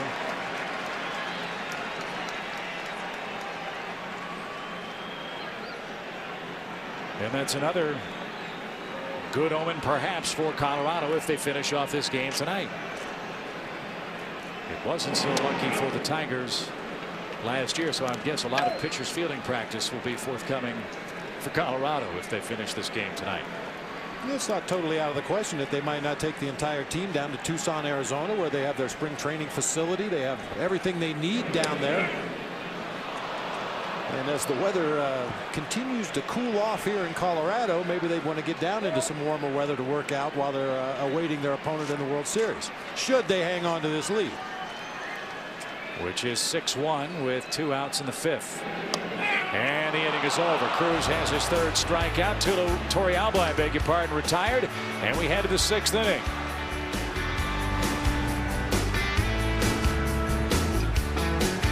It's inning number 6, and it's gotten late for the Diamondbacks. Down 6-1. Arizona has scored a grand total of 5 runs in this series. The Rockies scored 6 in the 4th. It'll be Jackson, Reynolds, and Snyder.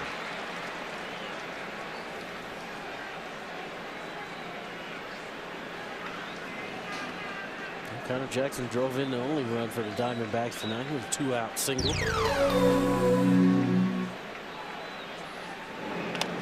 Little squibber to the right side.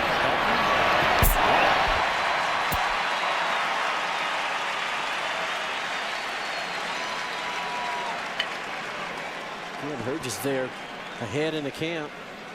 A little change up. Connor Jackson cues it off the end of his bat to Todd Helton at first.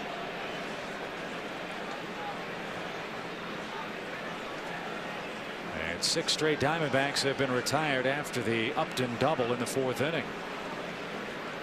So here's Reynolds. He's struck out and he's flying to center.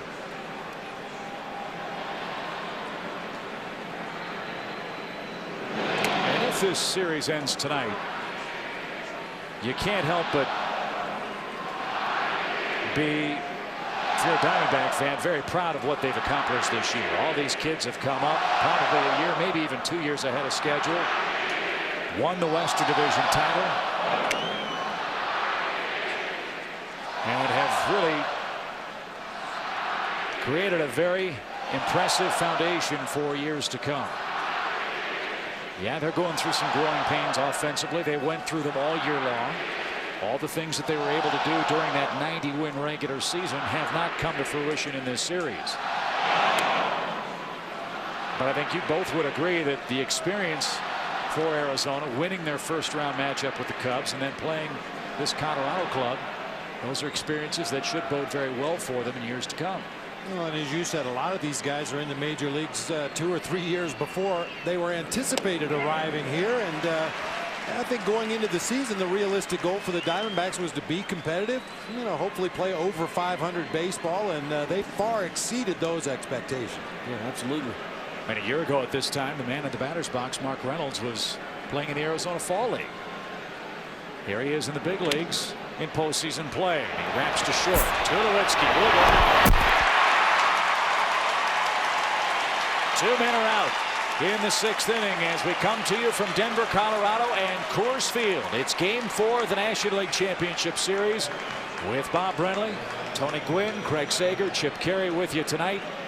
The Rockies trying to complete a 4-game sweep and win the National League Championship tonight.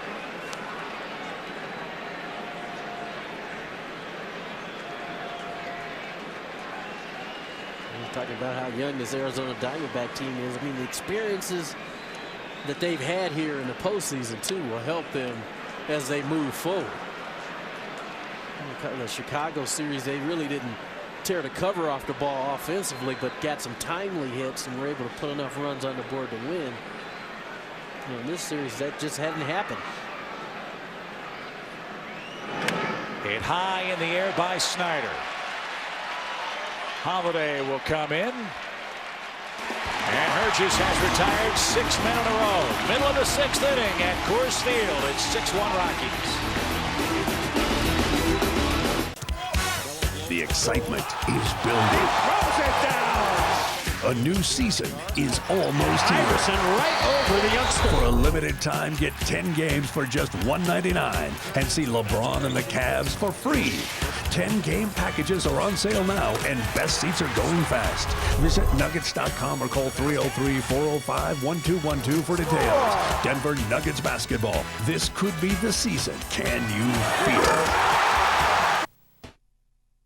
The National League Championship Series on TBS is brought to you by Chevy, an American revolution, and by Frost Brewed Coors Light, the world's most refreshing beer.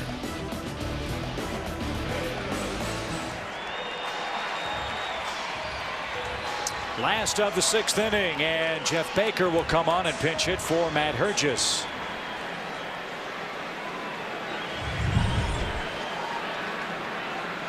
Baker has a hit in this postseason.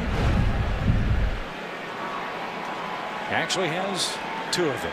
One in the LCS, one in the division series against the Phillies. And Juan Cruz not liking the strike zone to Tom Hallion tonight. 1 ball, 1 strike. I was going to say the same thing. He felt like he's made good pitches on the outside part of the plate a couple times tonight.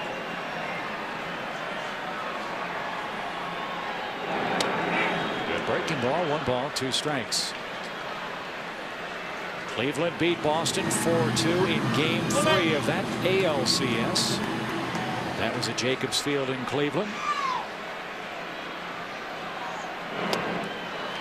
As Baker down on strikes, Cruz has come in throwing some heat. That's 4 punch-outs for him in tonight's game. This detail of the game brought to you by Sharp Aquas, the official HD TV of Major League Baseball. Bring the details home. Little things mean a lot, don't they, fellas? Oh, no doubt about it. If Connor Jackson makes this play, the Diamondbacks are out of that inning trailing only by a run, 2-1. As it is, it opened the floodgates for the Rockies offense. They ended up putting 6 runs on the board in that 4th inning. And of the 6, just 2 earned. And the importance of that play, obviously, you can handle 2-1 being down a run into the Rockies' middle relief corps. Didn't work out that way. And now this crowd waits it out with a 5-run lead.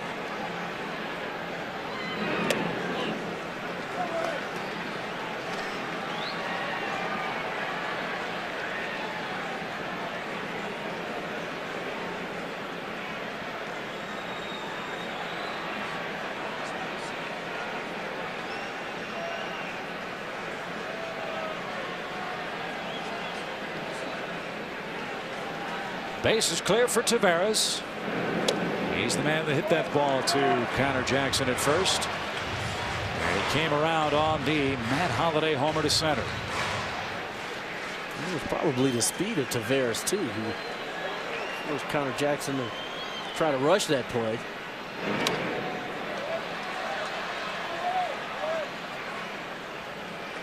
Two balls, two strikes. LaTroy Hawkins will be next.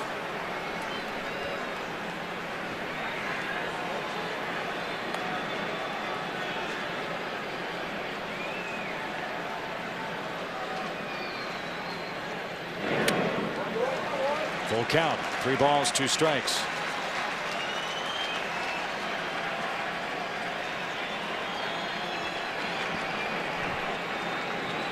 What a difference that final weekend of a regular season could have made in the entire National League playoff picture.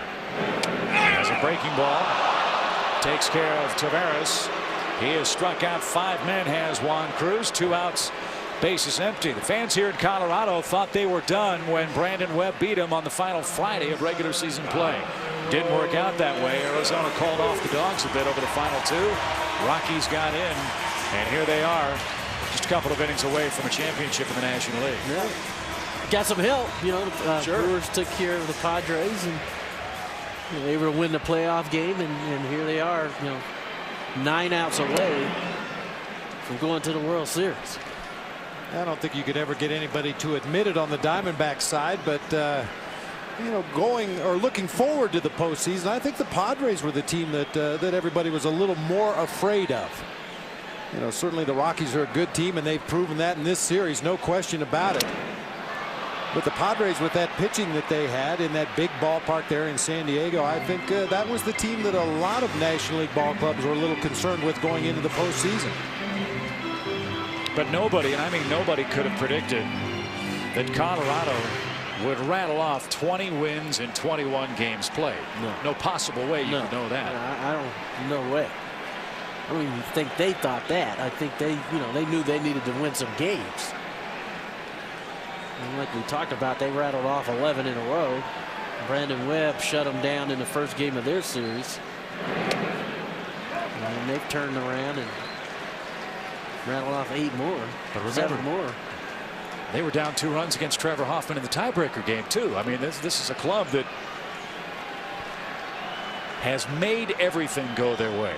To say that all the breaks have just fallen in their laps, I think does a great disservice to the Rockies. They have played just great baseball this entire series. No question about it. They deserve everything they've gotten up to this point. They've had to work hard to get it. I mean, the parts of the game that they're good at are not the flashy, glamorous, fun things to do. Everybody likes to come to the ballpark and swing the bat, take batting practice. That's the fun stuff. The Rockies have obviously worked extremely hard on their defense, going all the way back to Tucson in spring training, and carried it right through the regular season. Swing and a miss. Juan Cruz strikes out the side and ends inning number 6. Final 3 innings of this game, perhaps 6-1. Colorado in front. Well, America, that sign might be right. If you don't know these Colorado Rockies, you are going to start knowing them here in a week or so. They have had a magnificent run over the last month. And they are 3 innings away from sweeping away the Arizona Diamondbacks. And coming up tomorrow night at 8 o'clock Eastern, it's Game 4 of the American League Championship Series. The Red Sox and the Indians from Jacobs Field. Joe Buck, Tim McCarver at the mic in Cleveland. LaTroy Hawkins to the mound for the Rockies. And the lower portion of the Arizona order up.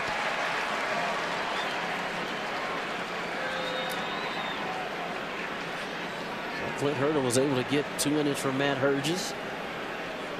And I'm sure he's looking to get an inning from LaTroy Hawkins. Hawkins with that unusual manner of delivering the baseball. Reaches into the glove for the ball, then brings it out, and then delivers homeward. This is just the most recent incarnation of his delivery. Like a lot of veteran pitchers, he'll toy with different things mechanically and find something that feels good, allows him to get that arm in a good position. Tapper right back to the mound. Upton is retired. 1 man down in the 7th inning. Arizona with the youngest active roster in baseball this year. The Babybacks have a very bright future ahead of them. A lot of kids 25 and under. Drew, Jackson, Pena, Carlos Quentin, who's hurt, Mark Reynolds, Justin Upton, and Chris Young. Yusmeiro Petit's a youngster. Micah Owings, who started tonight, also just 24. And really the remarkable story, guys, for this Diamondback club. New ownership, new team colors, all those deferred dollars now starting to slowly but surely come off the books. And under Derek Hall and Josh Burns, with Ken Kendrick, Dale Jensen, the owners, and Jeff Morad, the CEO, Diamondbacks totally have reshaped that franchise and have themselves poised to be a player in the West for a long, long time. Not only all the players that we've seen on display here in this series, but they have several other youngsters waiting down at the AA and AAA level, which with that kind of depth, it gives you the opportunity to perhaps trade some of these young players to get some veteran pitching if that's where they feel they need to improve themselves. And I think the Diamondbacks are going to be a force to be reckoned with for a while. Cirillo rolls out. 2 outs, 7th inning. Let's not forget, just a couple of years ago, the Diamondbacks lost 111 games. They won 90 this year. Best record in the National League, to the surprise of many. Chip, I think you touched on it earlier about, you know, they're ahead of schedule. I think people thought that this Arizona Diamondback team was going to be good. They didn't think they would be this good this quickly. But these are experiences they will definitely learn from. I mean, they've won a division now. They've won a postseason series. And they've kind of hit in tough luck here in Colorado. Colorado has just absolutely really dominated this series. Carrasco in for Cruz, who was outstanding in middle relief. Juan Cruz, 6 strikeouts in 2 innings and a third tonight.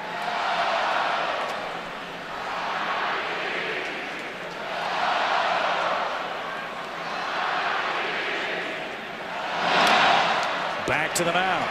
Callaspo can run, and Hawkins overran the baseball. So Callaspo aboard. That snaps a string of 10 straight men retired by the Colorado staff. Callaspo out in front of that, and you see that Troy Hawkins kind of got his feet tangled up trying to pick up the ball and set his feet to be able to throw it, and it just kind of goes out of his glove. Wasn't really able to get it in his glove. And that's ruled an error, a rare error for this Colorado club. So Young hits with a man aboard, 2 outs, 7th inning. Young started the game with a single and was picked off with 1 out. He's lined out and struck out.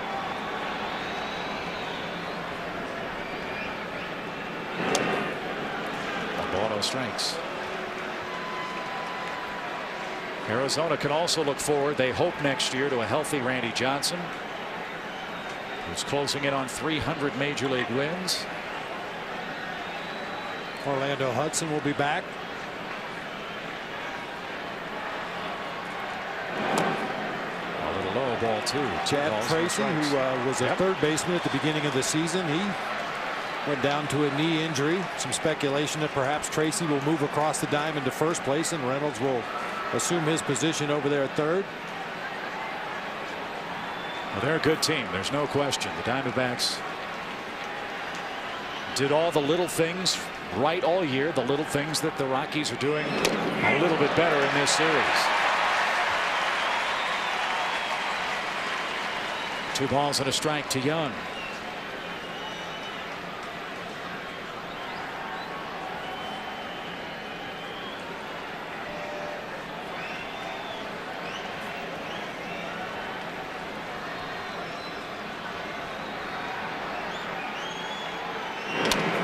Toward third. Atkins. Upton gets it out. 7th inning stretch time in Denver. Rockies in command of Game 4 at home.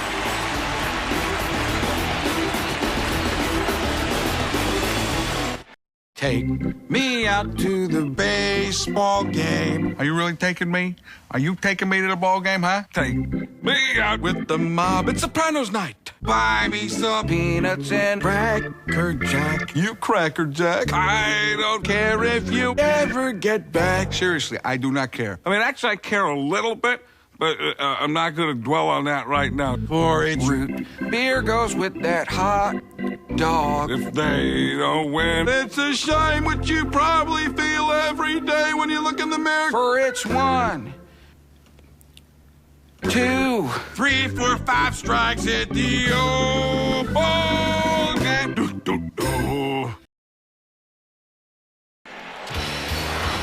Let's check out tonight's Dr. Scholl's game summary. Third inning, the Diamondbacks picked up their second lead of this series. A Connor Jackson single scored starting pitcher Mike Owens.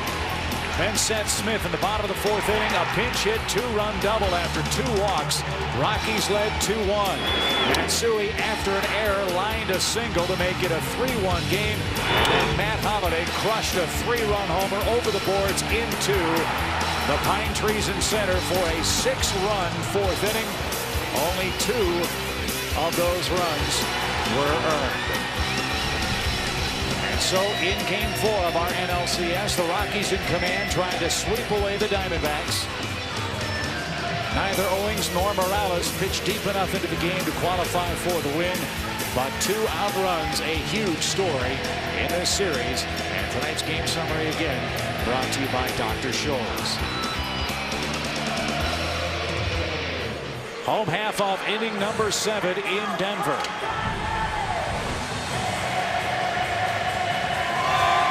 What a month indeed for the Rockies. 20-1. There have been some other great famous win streaks in sports history. How about the Oklahoma Sooners' 47-game win streak? The UCLA Bruins 88 straight in the early 70s. The Lakers won 33 in a row. Don Shula and his undefeated Dolphins. And Colorado 20 of 21. Could make it 21 of 22. And beware those American League teams in Boston and Cleveland. A purple rain could perhaps be in the offing in October. And we ain't talking about Prince. Look, they've been impressive. The way they pitch, the way they play defense, how good they've executed on the offensive end, especially with 2 outs.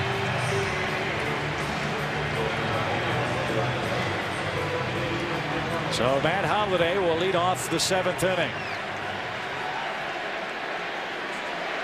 Holliday making a bid for the National League MVP and maybe making a bid for the LCS MVP too. A 3-run homer tonight in the 4th inning. 4 of his postseason hits have left the ballpark. As he takes aim at Brandon Lyon, who had a very good year for the Diamondbacks. Lyon down the left field line. And Holliday down 2 strikes. So again, assuming Colorado wins this game. Boston, Cleveland, one of those teams coming out of the American League. AL has the home field advantage. America may not know these Rockies. Can they hit with those American League clubs? I think they can. I mean, they haven't really exploded yet in this series. But, you know, offensively, you got, you know, guys who put some big numbers on the board. Holiday, Hawk, Help, Tulowitzki, Atkins. It's a good offensive club. Well, we had an opportunity to see the Indians play the Yankees in that division series, and the Indians can rake that ball around the field pretty good as well. It always comes back to pitching and defense. Pitching and defense. The Indians have 2 tough guys at the top of their rotation, as do the Red Sox. But these Rockies, they pick it up and they throw you out. They cover a lot of ground in the outfield. They're a very athletic team. A very versatile offensive ball club that can beat you from the #1 spot in the lineup right down to the #8 spot. I think whoever the opponent may happen to be in the World Series, it's going to be a battle. Todd Helton with 2 quick strikes. In this 7th inning at Coors Field. They've had a great, long, proud history of baseball in the Mile High City. The Rockies try to add to that great history. Of course, they made the playoffs under Don Baylor very early in franchise history. From 1970 to 1983, the Denver Bears in the American Association won 5 league championships, 3 division titles. But nothing like a potential championship in the big leagues. And this city, which has always had a long love affair with the Denver Broncos. Not too many folks talking about the football team, once quarterbacked by that man, John Elway. They're talking about the Rockies as Helton down on strikes. That's 8 strikeouts, by the way, out of the Arizona bullpen in relief tonight. And granted, the Diamondbacks pitchers that have come in here, Juan Cruz and Brandon Lyon, have thrown the ball extremely well, but we're seeing a completely different approach by the Rockies hitters. Once they got that 6-1 lead in this ball game, they have been whirly-birding every guy in the lineup trying to go deep. So 2 outs. And Garrett Atkins up. Ground ball to short on the first pitch. Drew gobbles that up. We head to the 8th inning. Temperature dropping, but emotion sky high in Denver. Rockies up 6-1. What about Fuente's performance in the ninth? Fuentes? That kid saves everything, doesn't he?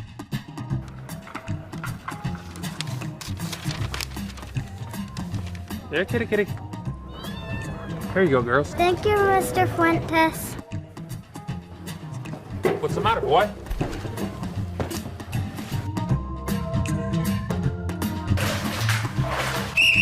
No splashing.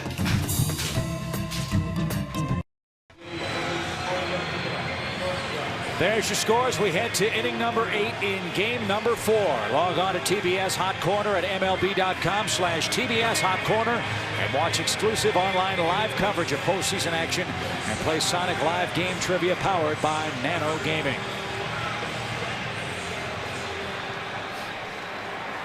The Rockies are 6 outs away from a sweep and a National League championship.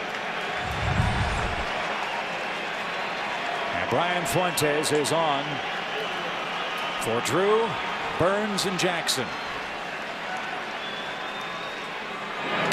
Line drive left field. And that's the first Arizona hit since inning number 4, and a just reward for Drew, who's had a very good series and a very good offensive game tonight. With very little to show for it. He's hit the ball on the button a couple of times tonight, had nothing to show for it, and that was a nice line drive into left field for a base hit. So Eric Burns, the hitter. He's 0 for 2 with a walk. Fuentes, remember, was the closer. Struggled during a 1-9 road trip for the Rockies. Came back to Denver, struggled in a game against the Mets. Was taken out of the closer's role, went through an injury, came back, and was a true pro. Clint Hurdle said, "I'll do whatever the team needs me to do." And here he is, one of the talented members of this Rocky bullpen, which has been almost unhittable this entire series. Well, this entire Rockies pitching staff throughout the postseason, they've only given up more than 2 runs in a game one time. That was game 2 of the division series against the Phillies, a 10-5 Rockies victory. Inside, ball 2, 2 balls and a strike. Of course, all the coaches at the major league level get a lot of credit, but a man by the name of Rolando Fernandez, the director of Latin operations for the Colorado Rockies, deserves a big pat on the back for the job that he and this organization have done in scouting and drafting and developing players from Venezuela, the Caribbean, and other parts of Latin America. They've invested a lot of money, a lot of time, and that has paid off with guys like Morales, like Jimenez. Big parts of this Rocky postseason story.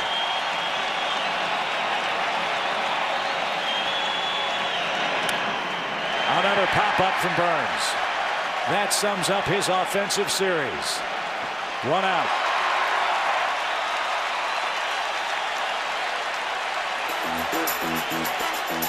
Imagine a bunch of celebrities commenting on all the crazy stuff going on. Now imagine all those celebrities played by one guy. You know and love him as the guy who impersonates John Madden.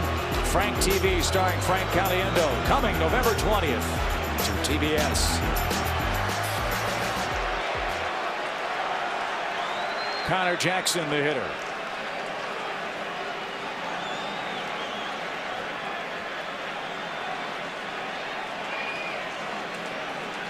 He has the lone RBI for Arizona in this ball game tonight. And no swing, 1 ball, no strikes. Well, what a guy who deserves a lot of credit. You see Arizona 38 come from behind wins this season. What a guy who deserves a lot of credit is Clint Hurd. But about a month ago, the Rockies were 6.5 out of the wild card. I mean, there were people talking about him losing his job. Jackson spanks a single into center. Good base running by Drew. He'll go first to third. And Arizona trying to come back now in this 8th inning. First and third, 1 out. And Reynolds is up. Long one here, and all of a sudden you're back in the game. And that's what makes Coors Field so fun. Good job of hitting there by Jackson. Got a ball up and carved it into center field. And Stephen Drew never hesitated and went first to third.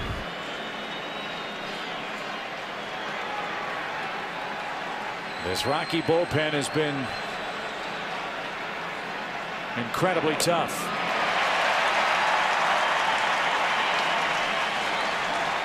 And the whole team, ERA in this NLCS. Colorado's pitching. 5 years ago, unthinkable. You'd think that a team in 7 games would have an ERA of 1.24. That's what the Rocky staff has against Philadelphia and now Arizona. And certainly that bodes well if you look forward. The last 2 World Series champions, the Cardinals last year, the White Sox 2 years ago, were the team that led the postseason in ERA.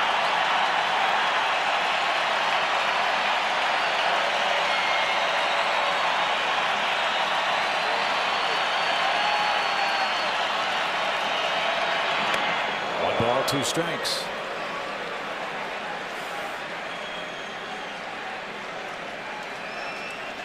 Base runner here.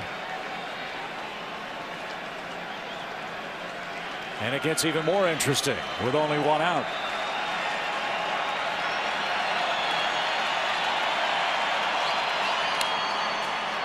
Reynolds stays alive.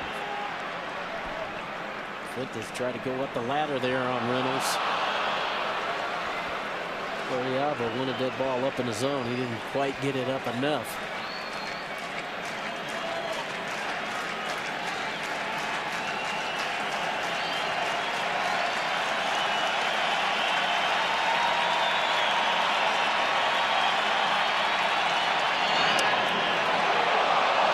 Two balls, 2 strikes.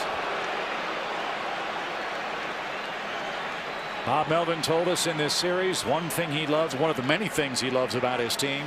They play hard. They grind it out. They're trying to make something happen in this 8th. And Reynolds chases that high fastball. 2 out. He's 0 for 4. Fuentes going up the ladder here. Torrealba wanted that ball up, and he delivered it there. And Reynolds again, a little bit tardy. It all goes back to what we talked about early in this series, even early in the division series. If you have a weakness in the postseason, it will be discovered and it will be exploited. Rockies are well aware that Mark Reynolds loves to chase that high fastball, and they've given him nothing but a steady diet of heaters up out of the zone. Snyder hits with men at the corners. Now 2 out.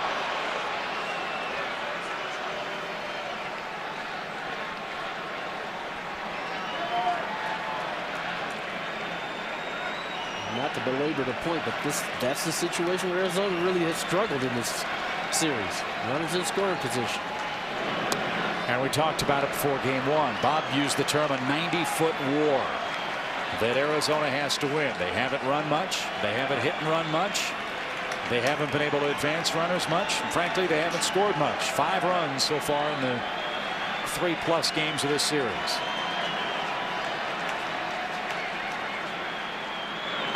Drilled down the left field line. That ball's got a chance. That ball is fair. It's a home run. A 3-run home run for Snyder. And that quiets the crowd. And all of a sudden, we've got a game. It's a 6-4 score.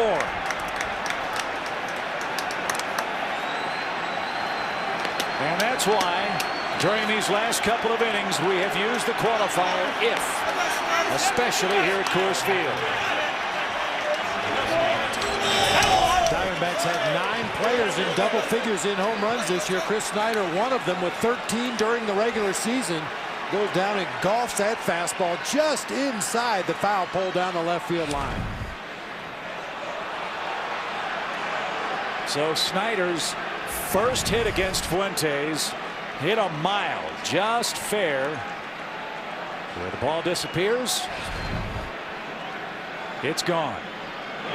And now Fuentes 2-0. If he puts Upton on, tying run would come to the plate. Again, Arizona not quitting. Down 6-1 in the 8th. It's 6-4 in the 8th.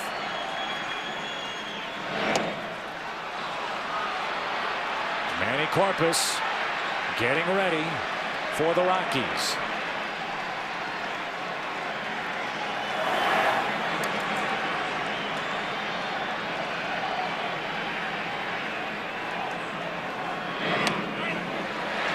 Three balls and a strike.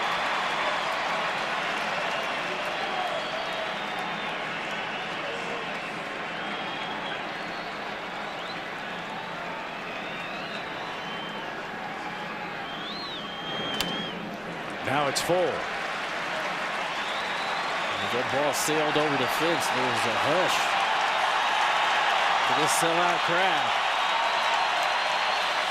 Diamondbacks delivered there with 2 outs and runners in scoring position to make this a game again. All 4 of their runs with 2 outs tonight.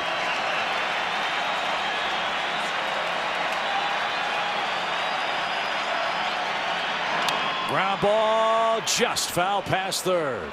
He missed a double by mere inches. Get a good look at it right down that third base line. Very close. Yeah, the ball can go over the base and then hit in foul territory. Third base umpire Tim McClellan right there on top of the plate, determined that that one did not go over the base.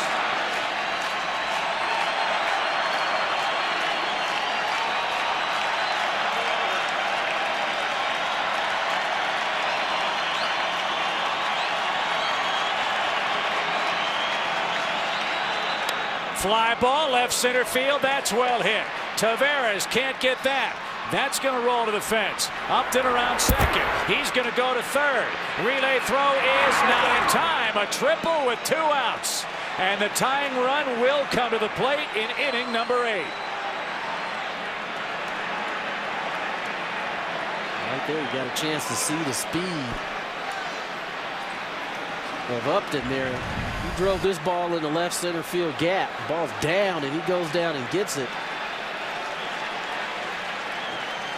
Taveras had a long run. Now, Taveras has been playing Upton over in the gap in right center field a few steps, and that time Upton crossed him up, found the gap in left center, and really showed his speed. So Brian Fuentes with a rare rough spot in the 8th inning. 3 runs are in. The tying run will come to the plate as Clint Hurdle sees game 4 getting too close for comfort here at Coors. Back in a minute.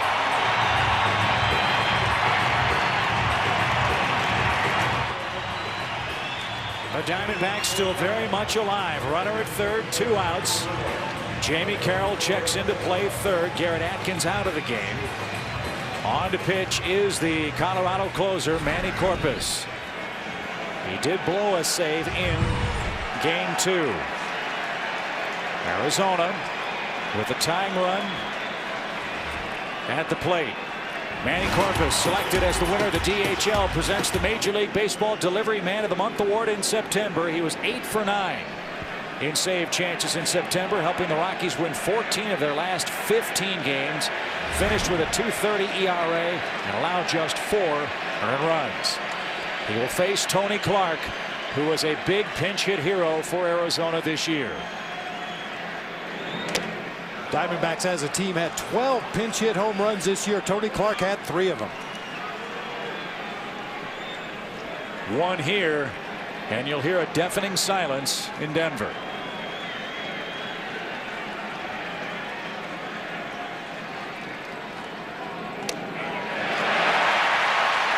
One ball, one strike.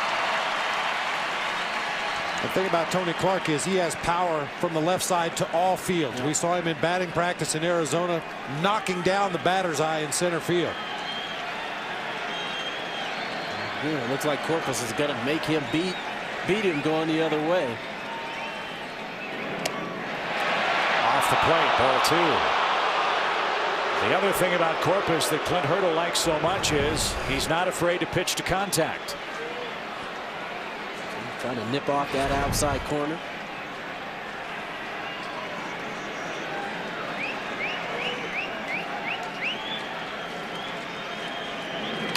Line foul, 2-2. May 19th at Pittsburgh. The Diamondbacks were down 6. Tony Clark hit his 9th career pinch hit home run. It was a grand slam.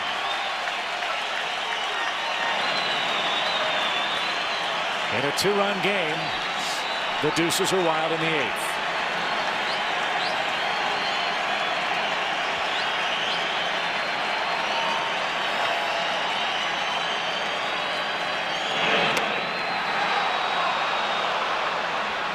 If he puts Clark on, the potential go-ahead run comes to the plate. In the form of Jeff Salazar, who also has a pinch hit home run this season for the Diamondbacks. So Bob Melvin emptying the basket in this 8th inning. Got him swinging. Corpus takes care of Clark. Arizona gets 3 in the 8th inning. They leave Upton 90 feet away. 6-4 Rockies. Bottom of the 8th. Is your trade really worth $3,500 at Medved? You bet. Even if you push it, pull it, drag it, you can still get $3,500 whenever you buy a quality pre-owned from Medved. And if it's worth more, we'll pay more. Yep, still worth $3,500, but only at the home of the original push, pull, or drag on the I-25 corridor depart the 181 ramp, Castle Rock, or on I-70 in Wheat Ridge. Exit Kipling, exit Ward, but exit the giant Medved Autoplex.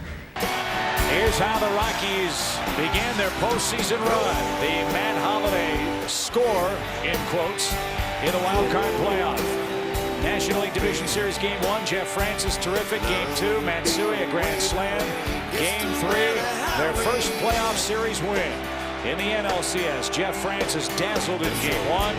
Willie Taveras in Game 2, a diving catch and a game-winning walk. And then in Game 3 last night, Yor Vitoriama, a 3-run homer in the 6th inning, putting the Rockies up 3-0. But the Arizona Diamondbacks have battled back 6-4 last of the 8th inning, with Lyon out for his 2nd inning. Brad Hawk greets him, 0 for 2 with a walk and a run scored and a comebacker to the mound. One away. One defensive change for Arizona in this 8th inning. And there's Augie Ojeda. He takes over for Jeff Cirillo at 2nd.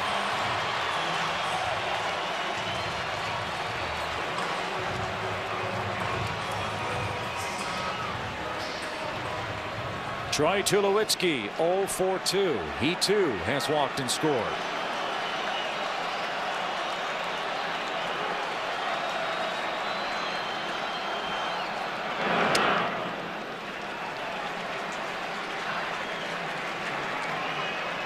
all the kudos we've been handing out to this Colorado bullpen, how about Arizona's bullpen?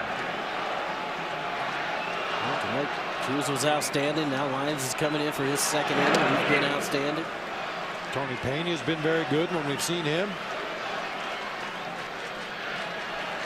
And tonight, the relief crew for Bob Melvin hasn't given up a hit. Only Todd Helton reached. He walked. That was the first man Juan Cruz faced back and forth. Driven foul down the right field line by Tulowitzki. And he's in a 1-2 hole. So looking ahead to the 9th inning.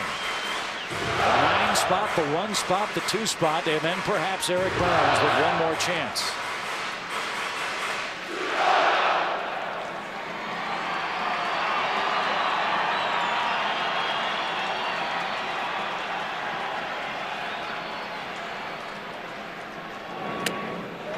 Two balls, 2 strikes.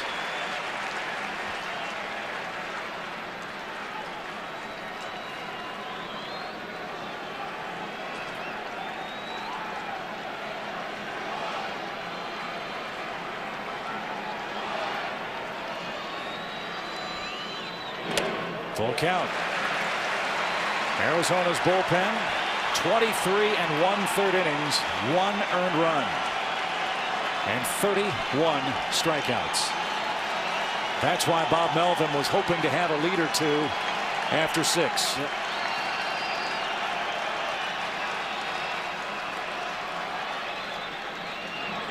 Breaking ball struck him out, and Tulowitzki knew it. 2 men are out.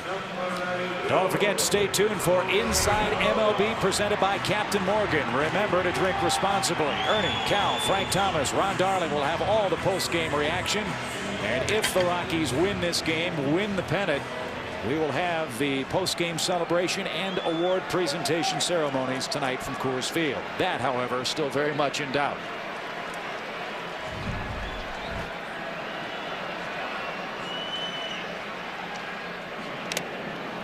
A swing and a tip from Torrealba.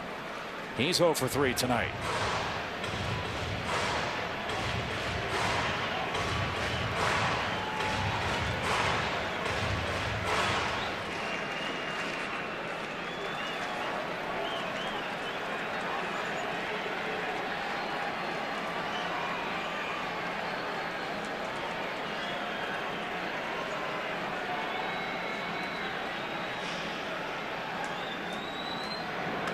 Fly ball right field, but no carry to it. Upton is under. He's got it. And to the 9th inning we go. The Rockies need 3 outs. The Diamondbacks need 2 to tie after 8 in Game 4.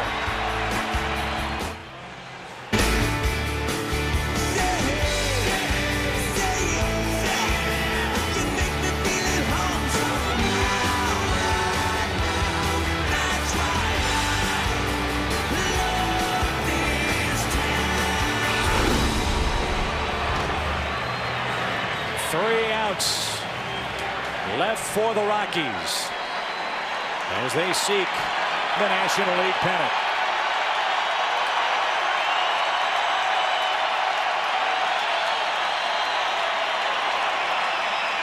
Jeff Salazar will bat for Lyon here in the 9th.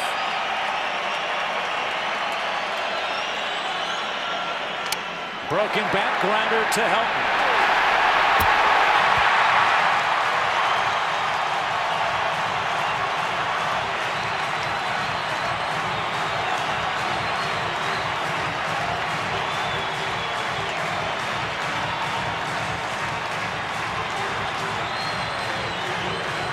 Chris Young is 1 for 4. Including the postseason, the Rockies are 80-1 when leading after 8.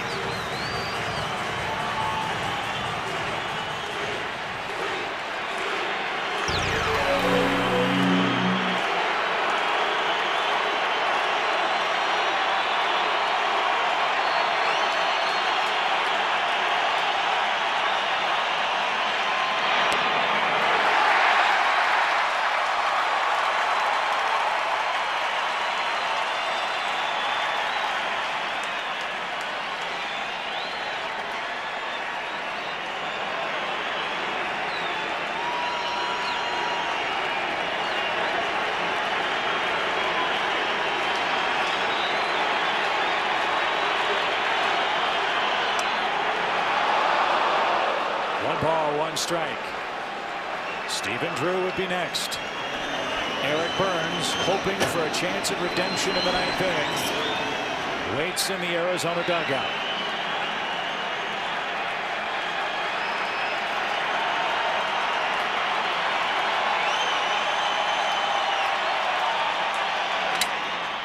Fair down the left field line. Another broken bat.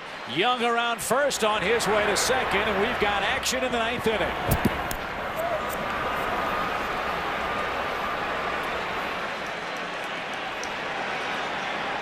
Nice job of hitting by Chris Young. Yeah, he was checking that bat before he got in the box. He tapped it on home plate a couple times, held it up to his ear to listen to it. I think he thought he had a crack in the bat. Manny Corpus made sure it finished the job right there, but that bat went down a hero. He hits that ball right off the end. Still strong enough to get it past Carroll at third base for a double. Stephen Drew 1 for 4 tonight, has scored a run. He represents the tying run.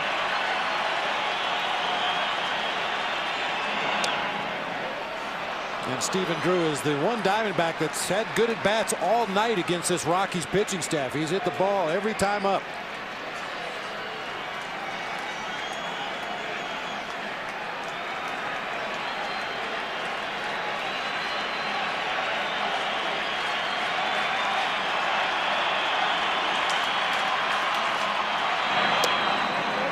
Ball 2. Arizona was down 6-1. A 3-run homer with 2 outs from their catcher, Chris Snyder, brought him to within 6-4. Young has doubled with 1 out. And now Drew in the driver's seat. 2 balls, no strikes.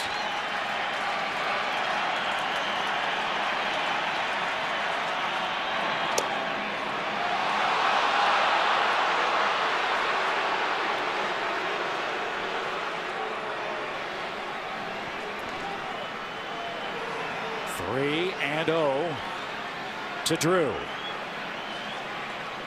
think Corpus feels like he's nipping off that outside corner, but played umpire Tom Hallion said no. Well, we talked about the depth of the outfielders here at Coors Field, and in this particular situation, the Rockies playing even deeper than normal. No doubles defense.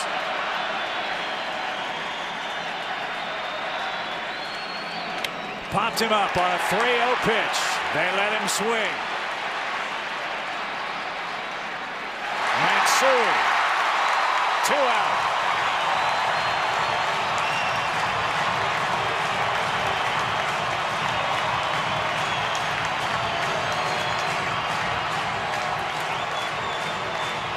I'm a little shocked right there. Me too. You know, I mean, even if Corpus throws a strike on the 3-0 pitch, he's got to throw you 2 more to complete the at-bat. Bob Melvin knows his personnel better than anybody else, and showing a lot of confidence in Stephen Drew right there to turn him loose in a 3-0 count.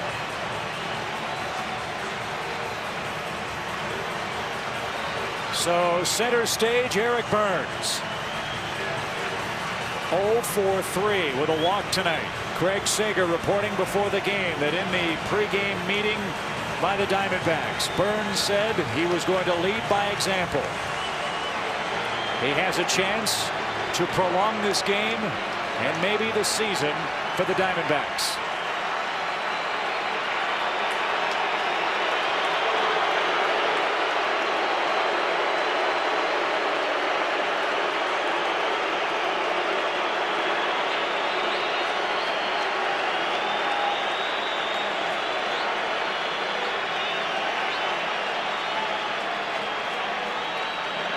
Check swing roller. Tulowitzki. Colorado's the National League champion.